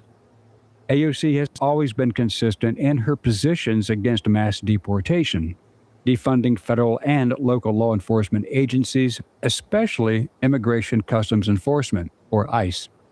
She advocates for illegal immigration and a path to citizenship, taxpayer-funded legal defenses, and due process against removal, even for violent illegal criminals. She is especially opposed to mandating that voters prove citizenship to vote with a photo ID, as all are Democrats. Mailing in an absentee ballot is one of the safest ways that we can vote this year. And what's great is that you can do it from the comfort of your own home. Did she say the safest way is a mail-in ballot? Oh my God. She is also opposed to eliminating ballot harvesting, mail-in voting, and cleaning up voter rolls, which are common sense approaches that even the majority of Democrat voters support. But elected Democrats like AOC oppose these constitutional enforcements, which is how Democrats win elections, and this has been proven. AOC, like other Democrats, claims requiring ID suppresses voters, but she and other Democrats also demanded that ID be shown for anyone attending her rallies and town halls, just like Democrats require photo ID to attend official functions. She doubled down during the first Trump administration in her support of illegal aliens. In one photo opportunity, she visited the chain-link holding enclosures that became famous as Kids in Cages, where she cried, where children were separated from adults until they could be proven to be related. Earlier this week, we were here and we were hearing inside that Capitol the State of the Union. And the president said something. He said and spoke of the idea that he likes, quote unquote, legal immigration. But that is a lie. The president does not like any form of immigration. This started under the Obama administration, but AOC told the nation that Trump created this concentration camp atmosphere. Do not send your children to the borders. If they do make it, they'll get sent back. More importantly, they may not make it. These cages were first built under Obama, especially during the 2014 border surge at the McAllen, Texas Processing Center. The Washington Post and AP also confirmed that viral detention photos used by AOC and Democrats to attack Trump for inhumane treatment against children were actually taken in 2015 during Obama's presidency. So she and the Democrats lied. Trump's 2018 zero-tolerance policy led to the systematic separation of thousands of children from parents to stop child trafficking. If they feel there will be separation, they don't come.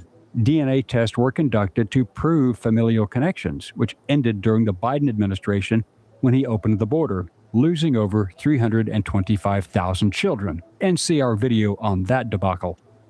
AOC condemned the separations of adults and children. She never mentioned the arrest of illegals who were caught smuggling unrelated children. She supported the Biden open border policy, and they shut down deportations en masse and ended DNA testing. She also opposed Trump's border wall.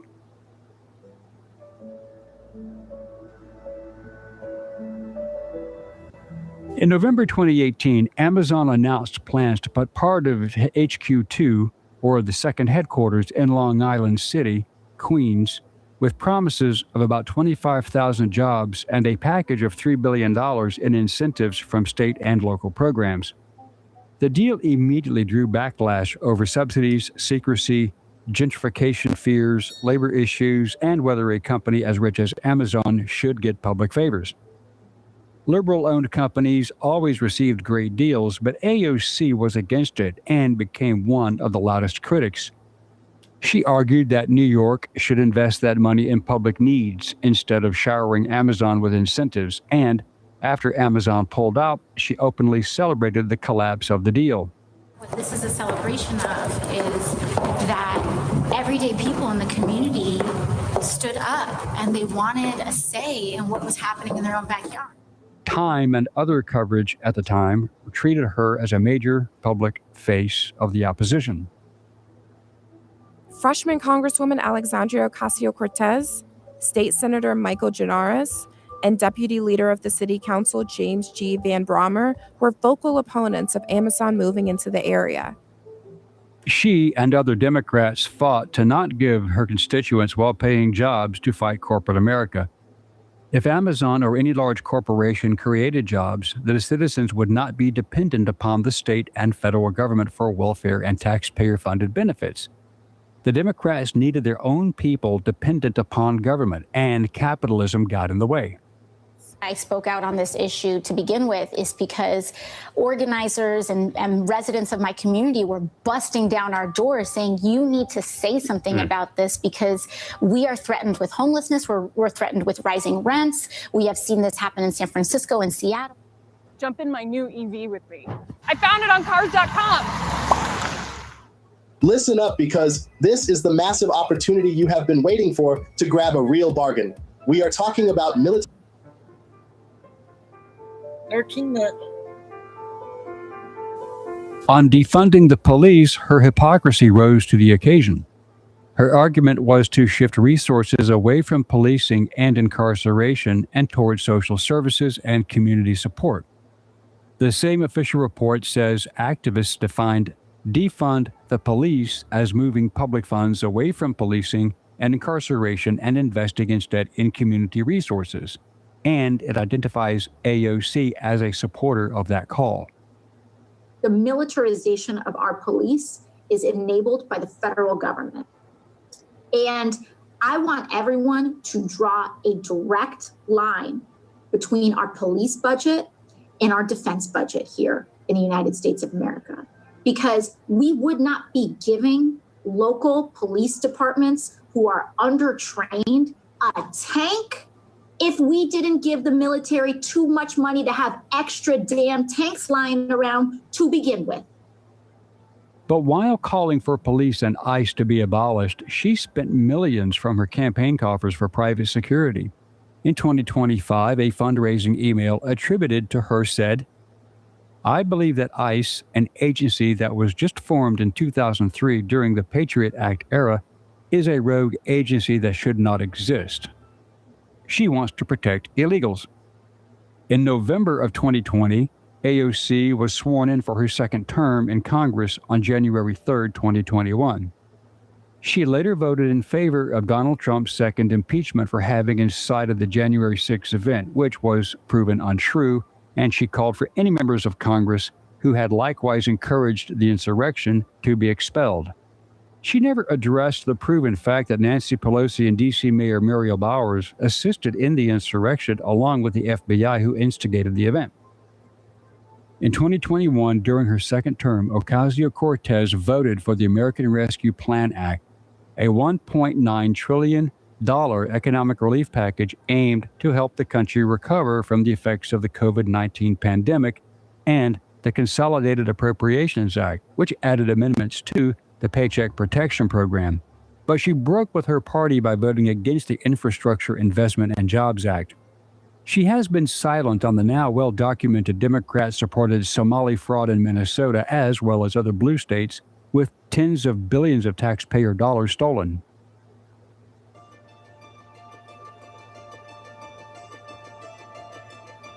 The clearest example was Taiwan. She was asked, would and should the U.S. actually commit U.S. troops to defend Taiwan if China were to move? I think that this is such a, I think that this is of course a very long-standing. Her answer was that this was, of course, a very long-standing policy of the United States, before pivoting into a general statement about wanting to avoid confrontation. There was also a second, more embarrassing hit. During the same trip, she said the U.S. could not justify acts of war against Venezuela just because the nation is below the equator. We look at what happened in Venezuela, for example. It is not a it is not a remark on who Maduro was as a leader. He canceled elections. He was an anti-democratic leader. That doesn't mean that we can kidnap a head of state and engage in acts of war just because the nation is below the equator. Well, Venezuela is not below the equator. It is in the northern hemisphere. She also failed to admit that Joe Biden placed the bounty on Maduro and see our two videos on Venezuela and capturing Maduro.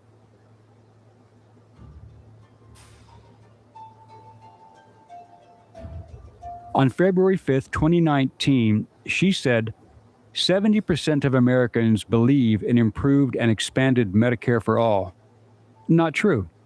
One Democrat poll taken in blue areas reached 70%, but more established and reliable polling found far lower support when Medicare for all, as well as Obamacare, was defined as replacing private insurance. See our video on Obamacare. On February 20th, 2020, she said Bernie Sanders had never taken corporate lobbyist money in his entire political career. Not true. Sanders had accepted contributions from registered lobbyists representing corporate clients, including in Senate and presidential runs. See our video on Bernie Sanders. In September 2021, AOC made headlines at the New York City's Metropolitan Museum of Art event wearing a white dress with the words "Tax the Rich" scrawled across the back. There was an ethics investigation as to her attire, which was violated House Ethics rules. The Office of Congressional Ethics, a nonpartisan watchdog, issued a report that she was provided with the dress, a handbag, shoes, and jewelry for the event. She also received hair, makeup, and transportation services, as well as the use of a hotel room for the event. The investigation spurred action when the OCE report stated, while Representative Ocasio-Cortez appears to have now paid for the rental value of the attire she wore to the Met Gala and for the goods and services she and her partner received in connection with the September 2021 event, payment for these goods and services did not occur until after the OCE contacted her in connection with this review. If Representative Ocasio-Cortez accepted impermissible gifts, then she may have violated House rules, standards of conduct, and federal law. This is saying that after she got caught and reported, she then paid $3,000 for the dress and services. On October 24, 2021, she claimed that January 6 resulted in almost 10 dead. By individuals seeking to restrain and murder members of Congress duly elected to carry out the duties of their office. Not true, as 4 people died on January 6 itself. Others included officers who died later and other cases not officially classified as direct on-scene riot deaths, but natural causes. December 20th, 2021, she claimed that I represent more or just as many or more people than Joe Manchin does, meaning Senator Joe Manchin of West Virginia, which was false. Her district had about 696,664 people, while Manchin, as a senator for all of West Virginia, represented about 1,793,716 people. On April 29, 2022, she made the outrageous claim, in Texas, Republicans passed a law allowing rapists to sue their victims for getting an abortion. That was an outright lie, as Texas SB 8 targets providers and helpers, not the abortion patient, and the law specifically bars a rapist from bringing such a suit. On January 27, 2023, she added to her laurels, saying, the largest contributor to the debt ceiling or to our deficit has been the Trump tax cuts. That was false, as the CARES Act, USAID, and American Rescue Plan each added far more to the debt. In 2022, AOC ran for a third term unopposed in the Democratic Party and easily dispatched her opponents in the general election. She also announced her engagement to her longtime partner, Riley Roberts. The irony is that AOC, like most Democrats elected and re-elected, are losing most of their constituents, moving to conservative, lower tax, and less expensive states due to liberal financial mismanagement. Ocasio-Cortez has been one of the most critical voices in Congress of the Biden administration's policy on Israel-Palestine and has called for greater restrictions on military aid to Israel. But she and other progressives have also been in dialogue with the administration on its policy, which has caused her to face pushbacks from some on the hard left. However, like most Democrats, she never acknowledged the terrorist attacks by Hamas and its funding from Iran. She was also a supporter of shutting the government down, but she was not on board with members of Congress not getting paid during the shutdown. As of November 2025, AOC earns an annual salary of $174,000, and her net worth was publicly posted as between $49,000 and $200,000. AOC might not have a ton of cash at her personal disposal, but she generates millions through campaigning. An FEC filing from April said she generated $9.6 million in fundraising, $5.1 million in spending, and disclosed $8.3 million in cash, which she used for private security, which is not illegal, perhaps immoral. AOC also spent $19,000 of campaign money on a mental health professional who specializes in ketamine therapy. The expenses were marked as leadership training and consulting, but FEC rules are strict on campaign expenditures. It's unclear what the sessions consisted of or who participated. AOC's campaign did not respond to requests for comments. So, she uses campaign money for her lifestyle while keeping a modest bank account for federal review under FEC guidelines. She has also earned approximately $26,000 from book royalties generated from her publishing ventures detailing her personal story and views. Other revenue sources for AOC include guest speaking fees and honorariums, estimated at $11,000 annually. She is also the lowest Democrat contributor to charities despite her outward progressive, socialist, anti-capitalist platform. AOC's ignorance of capitalism versus the reality of socialism places her economics degree and intellect into question. She, like all politicians, works over the corporate world and lobbying groups for campaign financing, which is odd since in her socialist utopia, such money would never exist. But then again, she wants to use capitalism to afford the Democrats the opportunity to eventually impose socialism. Once in power, they would not need election funding as they would abolish all political opposition. Now that sounds more like fascism and communism, so let's just be honest about those illegal immigrants. Ballot harvesting, multiple voting, even the dead voting, and no ID to cast a ballot. In addition, AOC has invested in minor brand partnerships and advocacy campaigns which align with her core values. These efforts bring in around $5,000 per year. While these funds may seem small in comparison to other figures in politics, they add to the diverse portfolio of activities that fund her career beyond Capitol Hill. However, to be honest, she is not as corrupt as many of her Democrat colleagues who became millionaires in office through illegal insider trading and taking soft money from lobbyist corporations and siphoning off campaign money. She may not be intellectually savvy, logical, or even worldly. And although being a hypocrite, she does not have a track record of greed and financial corruption so prevalent in Congress. So, is she corrupt, morally, or intellectually bankrupt? We let you decide. Thank you for... Okay, that was a good story about the evilness of AOC, and then we got info on Omar. Same day, that's kind of weird. Got two of the biggest frauds there. So I'm going to play one more 25-minute one. That's the YouTube funny lady with the new people. We play a funny lady on YouTube every day. So 25, and then see how much time I got after that. We'll play the short ones. And each show will do 3 hours. I'll probably come back at 7. So we got 30-something minutes, so we might only have to do this one.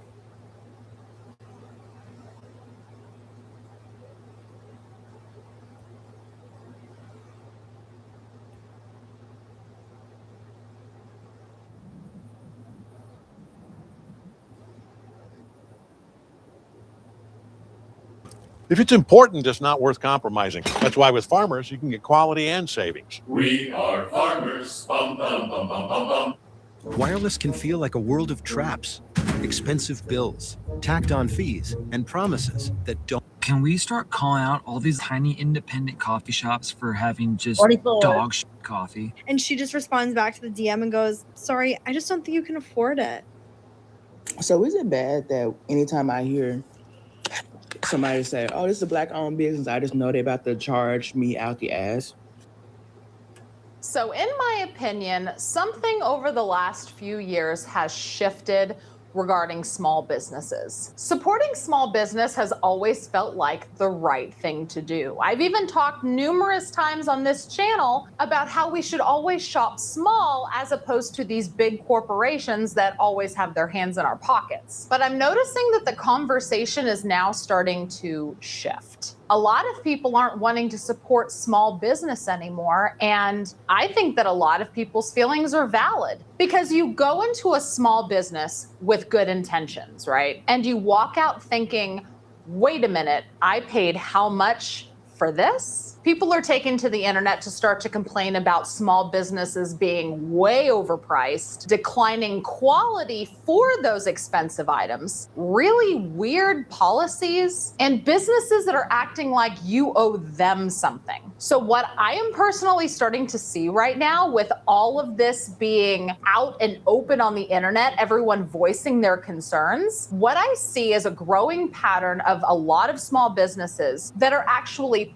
pushing their customers away, all the while blaming the customers for not supporting them. And that right there is where things get really messy. So today we're going to take a look at real people voicing their pain points about small business right now. I'm going to give you guys my thoughts, and I want to hear yours too down in the comments. Are customers just simply being too harsh on these businesses, or are some small businesses just genuinely ruining their own reputation? Can't stand when small businesses come on here talking about y'all don't support my small business. Bitch, you're selling a t-shirt for $50, a pants for $150. No, I'm not buying that. Like, y'all prices are ridiculous. It don't make no sense. Yep, so we're already starting in with the things are way too expensive approach. I actually know exactly what she's talking about. Some of the t-shirts that you will see me wear on occasion, I've actually purchased from other women-owned small business, but they're not $50 for a t-shirt. They're like $25, and even that is pretty steep in my opinion. But a lot of these small businesses that are charging astronomical amounts for clothing pieces are using like the cheapest polyester that you get from China, and they're marking it up because they're trying to say that they're a bougie brand of some kind. And I think a lot of these businesses that do that just are trying to rely on the fact that the general public isn't smart enough to know that. With the age of Temu, oh honey, we know how cheap that fabric is and how much you probably paid for it. I'll never understand supporting local small businesses because why would I pay double the price for something and have to leave my house when I can order it on Amazon for half the price and it gets delivered to me? That's another problem that people are having, right? A lot of people are trying to stretch their dollars as far as they can go. And buying products from small businesses is not as economical as going to a corporation like Amazon and buying items that are basically the same thing, sometimes the same thing, for half the price and just have it, delivered directly to their door for free. And let's just be real here. There's a lot of small businesses that just order shit off of Amazon and they mark the price up and sell it as their own. And I can't knock at you guys because that's exactly what private label is. You buy something cheap, you put your brand on it, you market it, and you sell it for more. That is exactly what a lot of people are doing. But a lot of the general public now is starting to really pay attention to their bank accounts. And why would they buy a thingamajig for $50 when they can get a similar knickknack on Amazon for half the price? I mean, I see the logic. So the very first comment that comes up on this video is buying local keeps money circulating in the local economy. Corporate profits do not. This is taught in high school economics courses. This guy, Carlos, is 100% correct, but the thing that he is failing to acknowledge is the fact that not everybody has the money to shop small all the time. They have to go to these big corporations that have cheaper products because they're buying in higher quantities. So this person right here says, everyone here is mad and I understand the economic factor, but when I'm living paycheck to paycheck, and supporting 2 kids, I'm not paying $46 for something I can spend $20 on Amazon. And that is the sad, sad part that a lot of small businesses are starting to realize. I stopped supporting local when I realized they buy the cheapest crap from Temu and charge premium prices. The days of quality products are largely gone. I simply cannot afford to buy local. I hate it when people say, oh, go and support small businesses. And then when I go and try and support them, I see their prices are like double or triple the amount of a regular store. Look, I love to support a small business, and I understand that sometimes prices will be higher because you don't have as much inventory or staff or it's handmade. But for you to have these outrageous ass prices that are so heavily marked up and then expect people to shop at it, and you get mad when like people don't and they go and shop at these big chains, that is on you. I just saw a video of this business and they were selling custom made shirts and they would put memes on the shirt. They were selling one single t-shirt for $29. They were trying to guilt trip people into saying like, oh, why are you not supporting a small business? You just want to support the big corporations. You know what? I will support the big corporation actually when I can buy a $12 t-shirt versus a $29 one that looks like a 5-year-old made it. Or another example, which is my favorite, going to small coffee shops, I love it. But some of those shops have like $11 small coffees. $11 for a small coffee? No, I'm not supporting that business. Sorry, you can justify it by saying, oh, these are like extracted beans. Dude, $11 for a small coffee is your cheapest thing? No. Yeah, there's a lot of videos that I saw about coffee shops, and I will tell you guys about my own personal experience with a coffee shop as well, but that's the deal, right? Coffee is cheap. It's cheap. Coffee businesses are some of the most profitable because coffee beans are cheap, syrups are reasonable, and then you throw a little bit of dairy in there, you mix it up. Someone is coming to a coffee shop for the convenience and to get flavors that they might not be able to get at home unless they have a similar setup. But when it comes down to it, operating a coffee business is cheap, okay? It's cheap. Why are we paying $10 or $11 for a small coffee? Why? Why? And what hurts even more is when it tastes like shit, because a lot of them do. A lot of them do, because they half-ass it and then charge premium prices for it, which is why people get so heated and pissed off at these small business coffee shops. My thing is, I hate it when people moral grandstand with small business. They think that it makes them a saint or something. Yep, that happens too. I never understood why people feel entitled to support just because they're a small business. I have a small business in my old town. They charged $8 for a shirt with print. It ain't hard to be reasonable. Now they've become so successful that they sell shirts all over the US in shops. Like with that one lady that charged $129 for a strawberry mug. What? For real, I saw a person charge $80 for 12 cupcakes because they're strawberry flavored. And this right here, this caption says, tried to support a small business. This plate was $30. It's one freaking piece of fried fish. Looks like a little bit of green beans and some mac and cheese. $30 for that? $30. They can't be serious. Defensive and very rude about the price of the cake. Although this is exactly how we decorate all. I would also become defensive and very rude if you were trying to charge me $80 for that cake. You took a cake, put white frosting on it, and literally just smushed it through sprinkles. That's neither labor or time intensive. And even if it was, it is still really fucking ugly. Like, the cake looks bad. And 9 times out of 10, I am in favor of small businesses overcharging what they normally do. I think people usually take advantage of small businesses because they don't necessarily know their worth. And I'm also a big believer in out of your price range does not mean overpriced. However, that fucking ugly cake is overpriced, and I would be really pissed off too. Everybody knows that the place to find a place is a Apartments.com. We're here for our convertible. How about an SUV? Yeah, it's just a little, it's like a, 1, 2, maybe 3 layered cake. It's really no bigger than the size of her hand as she's spreading the sprinkles on it. Yeah, all she did was like a 3-layered cake, and then she rolled it around in sprinkles and charged $80.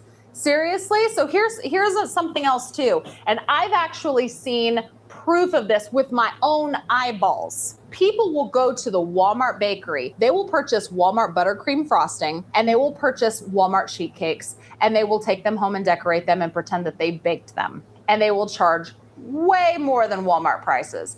I actually knew somebody that did that in a small town. I'm not going to say who it was because I'm not here to expose a small business, but it was a friend of a family member had a cake business in their little small town. They would buy sheet cakes from Walmart, completely plain, and they would take them home and decorate them. And they charged like $70 a cake. How much is a sheet cake at Walmart? Like $18 maybe, $23 if it's decorated. Just a plain one is probably around $20.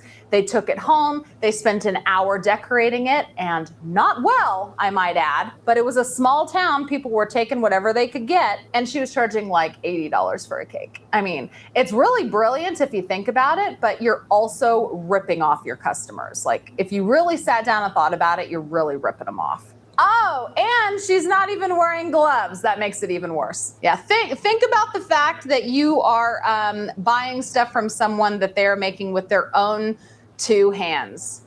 Literally, no gloves at all either. You're charging $80 for that tiny ass cake and you can't afford a box of gloves? $9.15, $10, over $10 with a tip. See, I really do want to be supporting you small business coffee shops, but why? This is 16 ounces. Why are y'all robbing me? But this is just highway robbery, in my opinion. Like, I don't get it. Matcha is basically a powder. As far as I know, I'm not a huge matcha drinker, but my oldest son used to drink them all the time. As far as I know, it is a powder and some sort of a milk and water.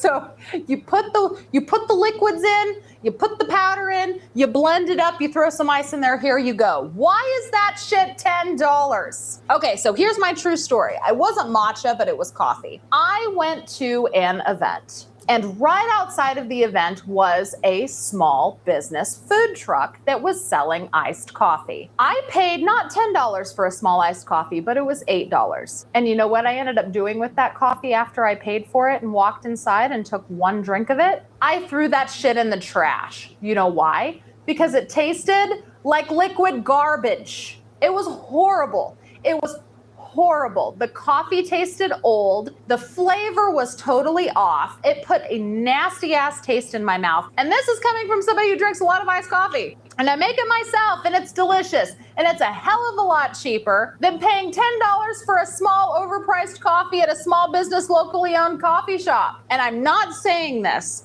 to say that all small business coffee shops are bad. I have had iced coffee from some small local places that are freaking delicious. But there's also a lot out there that half-ass it and they charge premium prices. And you don't know the good from the bad until you waste your own money. And that's the most infuriating part. So is it bad that anytime I hear somebody say, oh, this is a black-owned business, I just know they're about to charge me out the ass? I know they're about to try to take all of my money. Instantly.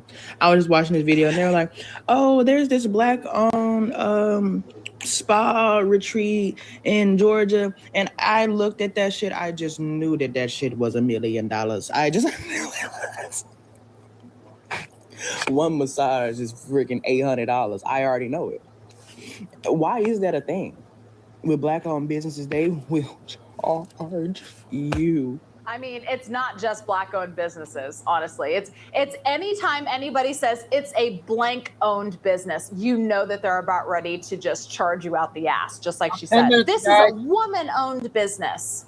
This is a veteran-owned business. This is a family-owned business. Like, anytime they want to emphasize something that makes them special, it's almost like the businesses think that gives them an additional reason to charge premium prices. And again, I'm not dogging all family-owned businesses or women-owned businesses or black-owned businesses or veteran-owned businesses. That's not what I'm doing at all. I'm saying that there's a right way and a wrong way to run your business. And nickel and diming your customers just because you're a small business and trying to guilt them into buying from you because you're a black-owned business or a veteran-owned business or a woman-owned business, that's not right.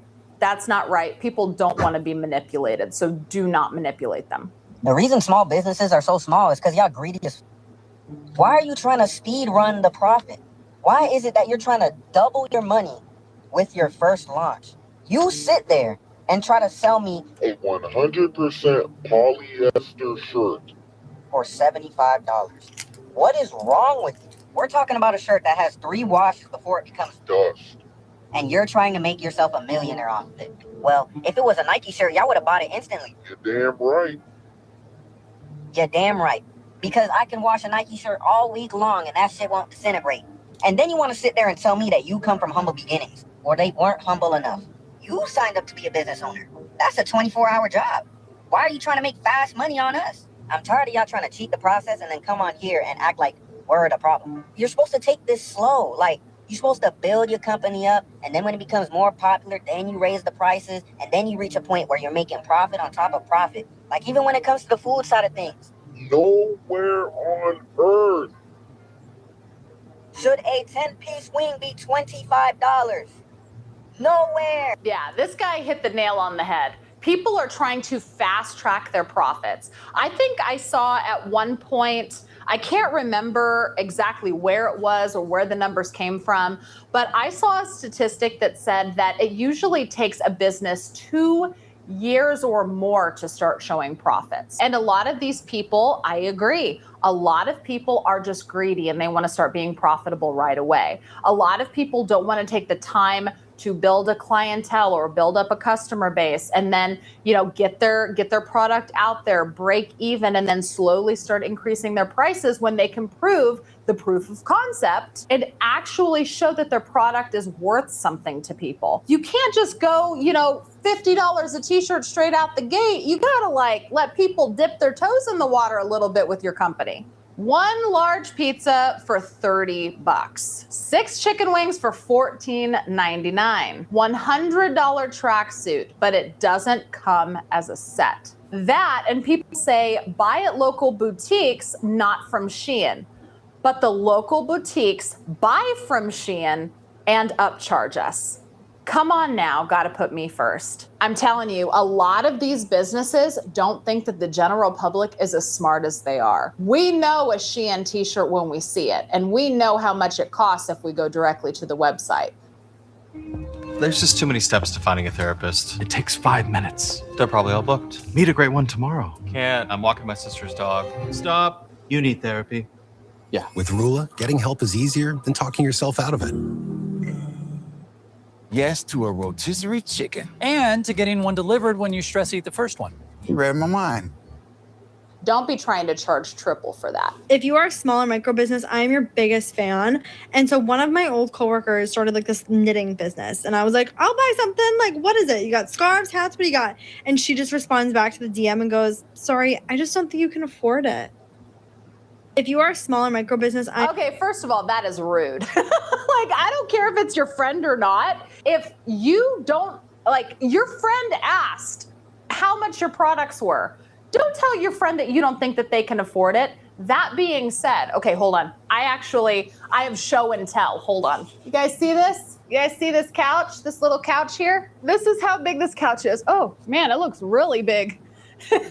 It looks really big on camera. So this couch was made by a dear friend of mine. It is a kitty cat couch. So my friend learning how to crochet, and she had asked me at one point, she was like, I'm starting to crochet. If there's anything you want me to make for you, just say the word. And coincidentally, I had seen a kitty cat couch on a Facebook post or whatever, and it was crocheted, and I was like, oh my gosh, that would be so cute for Claudia. So yes, it was made for Claudia. There's a picture of Claudia on the couch. I had no idea how much this couch was going to cost when I asked my friend to make this for me, and she just started buying the supplies and was creating it as she goes. You guys, the amount of money I spent on that little couch. And she showed me receipts. She didn't upcharge me or whatever. She said that I didn't need to pay her for her time. She just wanted reimbursed for the supplies. But I couldn't just reimburse her for the supplies and not her time because it took her 3 weeks to make it in her spare time. I ended up paying $200 for that couch. $200. I'm not kidding. For this little couch, 80% of it was the cost of the supplies. It wasn't even paying her for her time. I wanted to basically pay her for her time as well because she put a lot of time in. And when she realized how much it was going to cost me to pay her for her time in addition to that, she was like, oh, hell no, I'm not charging you that kind of money. Yeah, I spent $200 on that couch. And easily 3/4 of it was just the supplies for it. When you're talking about things like knitting, that shit gets expensive. My mind was blown. And again, I saw receipts. She wasn't lying. I saw the receipts of all of the material that she bought. And it was like $160, $180 just in supplies. It was freaking wild. But I love the couch. I love the couch. And so does Claudia. This might be a hard watch for some people, but small businesses can be their own worst enemy. Like this morning, it's a Friday morning. I said, let me go get coffee. I forgot to make my iced coffee last night. I'm just going to go buy it, okay? Try not to support chains. So I said, let me find a small business around here. I look up the first one. They're open from 10 to 2 only. Well, I start working at 7 in the morning, so that's not going to work. Sounds good. Cool. Let me look up another one. Closed on Fridays and Sundays. You know, 2 of like the busiest days for most coffee shops, especially on Sunday, you're going to be closed. Okay, sure. That makes a lot of sense. Look up another one. They have 4 menu items. It's either a latte or a matcha. Okay, don't like either one of those, so that's not gonna work for me. Find a 4th one. I said, okay, this menu looks good. We're rocking with it. They have a little online checkout, so I go to put in my order. I get a black coffee with cold foam on top. That's it. Nothing in it. And it was $12. $12. I said, yeah, nope, that's not gonna work for me. That's double the price of any other place around here, any other chain, and even probably double the price of the other small businesses in this area. Like, I'm good. I'd rather. Do you know how cheap black coffee topped with cold foam is to make at home? Probably under 50 cents to just make it at home. And they're charging $12 for that. And this is why people are so pissed off at small business. Not only are people pissed off at the cost of the items for small business, but all of the hoops that you have to jump through to support a small business. Really, you're gonna have a coffee shop and only have it open between 10 and 2? A lot of people need their coffee before 8 a.m. What are you thinking? And another reason why y'all businesses be failing is because y'all make shit inconvenient. Seen this dude on here selling something, right? I'm like, you know what? Let me invest in something. Let me support a small business, right? I go to the comments knowing that somebody probably already asked for the link. And sure enough, somebody did. They were like, yo, what's the link to this so I can buy it? Hey, He just gonna start over, respond. you guys. Oh, the link is in my Instagram I got a couple bio. of short ones I'm gonna play. Mind you, we're on TikTok. But I tried to give him the benefit of the doubt. I was thinking, you know what? Maybe he got a link tree in his bio. Maybe he got his Instagram linked in his bio. So I go over to his page. There's nothing in the bio. Let me get this straight. You want me to go to a different app, somehow find your page, which probably doesn't have the same username as you do on TikTok. Click on the link, find the product I want, put my credit card information in, buy the product, and put money in your pocket? How about She gave me a commercial. Designed by pros, made for real life. Easy access to everything. Clearly knowing. No. I hate to be one of those people, but you just lost a potential customer. How you gonna make me look for the product that you're trying to sell? Yeah, you got to make things easy on people if you're a small business. And a lot of these people don't know that. A lot of these people think, oh, I'm going to start a small business and I'm just going to make all this money. You got to make shit easy on your customers. Otherwise, you won't have any. Hey there, what's up? Not my usual content, but can we start calling out all these little tiny independent coffee shops for having just dog shit coffee? Like, I don't care if you're all niche and cool and hip. It doesn't justify you serving me what tastes like brewed roach wings. All right, this is a cold brew. I said add just a little bit of milk. Look how light that is. And then I get charged $1 to add a single pump of vanilla syrup. And it still tastes like pretty much water with burnt cockroach wings in it. I relate to it. That is exactly how my iced coffee tasted. When I said I took one drink and then just threw it in the freaking garbage. Yeah, that sounds about right. Yep. Water steeped with burnt cockroach wings. That sounds about right. And so honestly, this entire conversation. Okay, well, that wasn't a police or a Walmart one today. Normally we have a Walmart or a police one. We'll probably get one maybe tonight. I'm going to play a couple short ones here.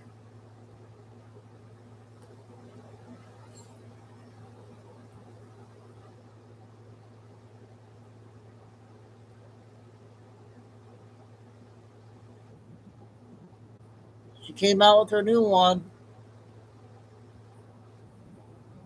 Epstein was Mossad or not.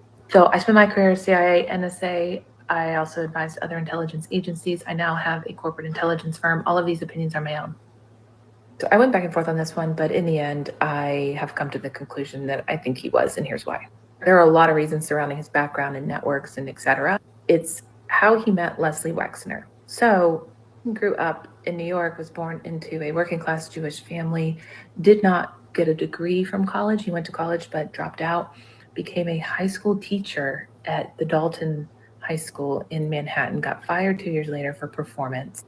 Parent hooked him up with a job at Bear Stern, rose up the ranks there to become limited partner before getting fired because an internal investigation was opened on him. He then opened his own consulting firm and claimed that he only had billion-dollar clients, that this aura of mystery around his business. No one knew who his clients were, or what he did. Just someone that assesses CEOs and leadership. I mean, that's just obvious red flag that it's because it's full of shit. Anyone can know that. And he meets Leslie Wexner, who is a billionaire. His parents founded Limited 2. They own the L Group, which is the parent to Victoria's Secret, which plays a role later in Epstein's stuff. But meets Wexner, quickly becomes his sole financial advisor. Mind you, he doesn't have a college degree. And this is in like the early 90s. Then they become so close that Wexner gives him power of attorney over his estate. Wexner purchases a 21,000 square foot, 7-story townhouse in New York for $13.2 million. That's Lives nice. in it That's for good, just Kim. a little bit, like maybe a year. Yep. Moves to Your Ohio job, and gives work. it to Jeffrey Epstein in the trust for $0. Epstein then goes and purchases the Palm Beach home, which becomes the House of Horrors. He purchases a New Mexico compound. But it's through Wexner that then Epstein has access to all of these other socialites, billionaires, politicians. Because once you're in with that group and so trusted where you're their person, their financial advisor, you're just in. People aren't going to question you. That's just how people work. But it's how that relationship formed that has always been one of the reasons why I think he was targeted. I think Wexner was targeted. He had the access, he had the funds. Epstein was good. He had the charm. He had what Wexner needed. He knew enough to get in with him. And he had access to all of these people. And it was, hey, let's get everyone in. Come to the parties. Put them in compromising positions so that we can get what we want and blackmail them in the future. If it begins with I and ends with L, it runs the US. And this is how. But it's also very strange because I'm going through those 20,000 documents that were released on Wednesday. And in one of them, it's an email from Epstein to B.S. Stern, August 9th, 2018. So 11 months before he committed suicide, was murdered. Anyway, in this email, Trump is president at this time. He talks about the 5 things that they need to look at to influence the next politician to run for president. Why is Epstein, a convicted sex offender at this point, influencing American politics? He was never a politician, but yet he has become so powerful at this point where he actually has the audacity in this email to talk about influencing politics and the candidate that they need to put forward. That's what's also strange. So yeah, no, this one's controversial, but that's my take on it. And that's why I think that, but I will do part 4 tomorrow. Okay, one more with her, and we'll end it with that.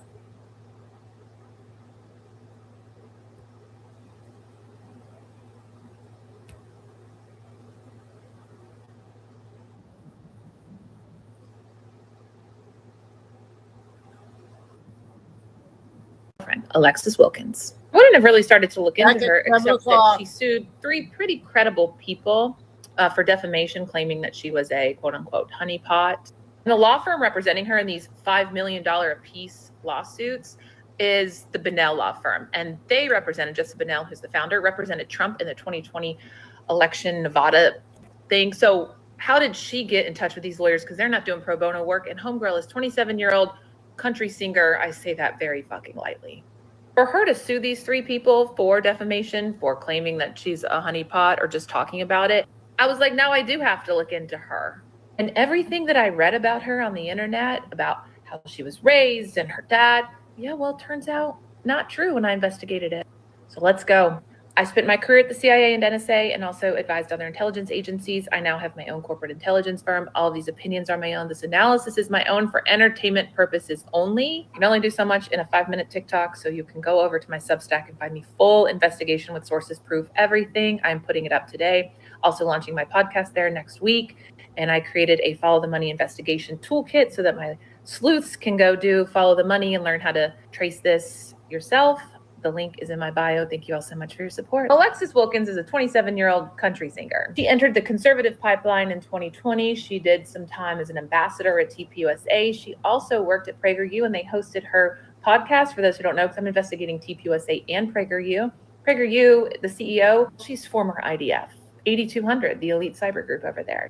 I'll do a TikTok on them. Anyway, it was interesting that Alexis Wilkins did time there. And then she did some other short stints. She was on the board of the NRA and worked in the White House, all again, very short, like 1 to 2 months. And I think that's strange behavior. The story that we are told on the internet is that she was raised by a father who was a veteran of the Korean War. He was in the Navy and she heard his stories. And that is where she found her soft spot for supporting veterans. She was just a small town Arkansas girl who loves country music. And her dad's dad escaped Armenian genocide and came here. Just wholesome girl. It turns out it's a fucking lie. First red flag was that her dad's name was Jeff Wilkins. And I was like, well, Wilkins is not an Armenian name. So I started pulling the thread. This is why you can't believe everything on the internet. So many articles were saying this. Nice story curated, but it's not true.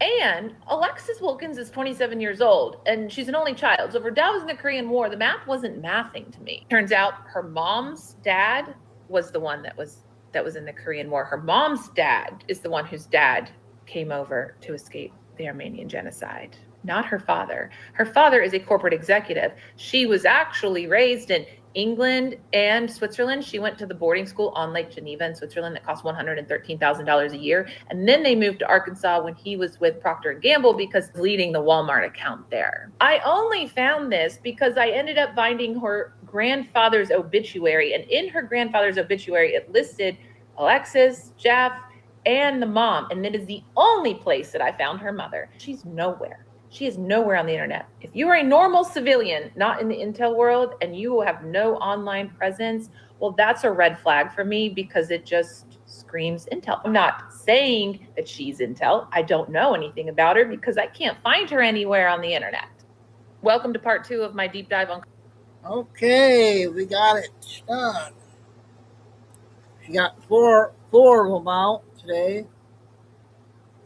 2 from yesterday and then 2 from today. Our other lady on TikTok not out yet. All right, well, let's gonna wrap it up for show number 1. And once again, welcome to the new people in chat, FYT, Diane, and Victor. Who's Victor?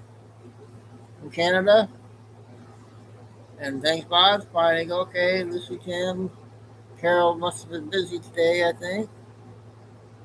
If I don't see you tonight, have a good weekend. And tomorrow, another rest of the weekend, so it's going to be a different time. So, see what tomorrow brings. But, God bless everybody. Love all. Peace of life. And Chico's going crazy now. You wait a minute. I'm done almost. Stay safe, stay strong, keep your faith. Never give up. Signing off, Chico do until the next show tonight. We'll all hope to see you all there.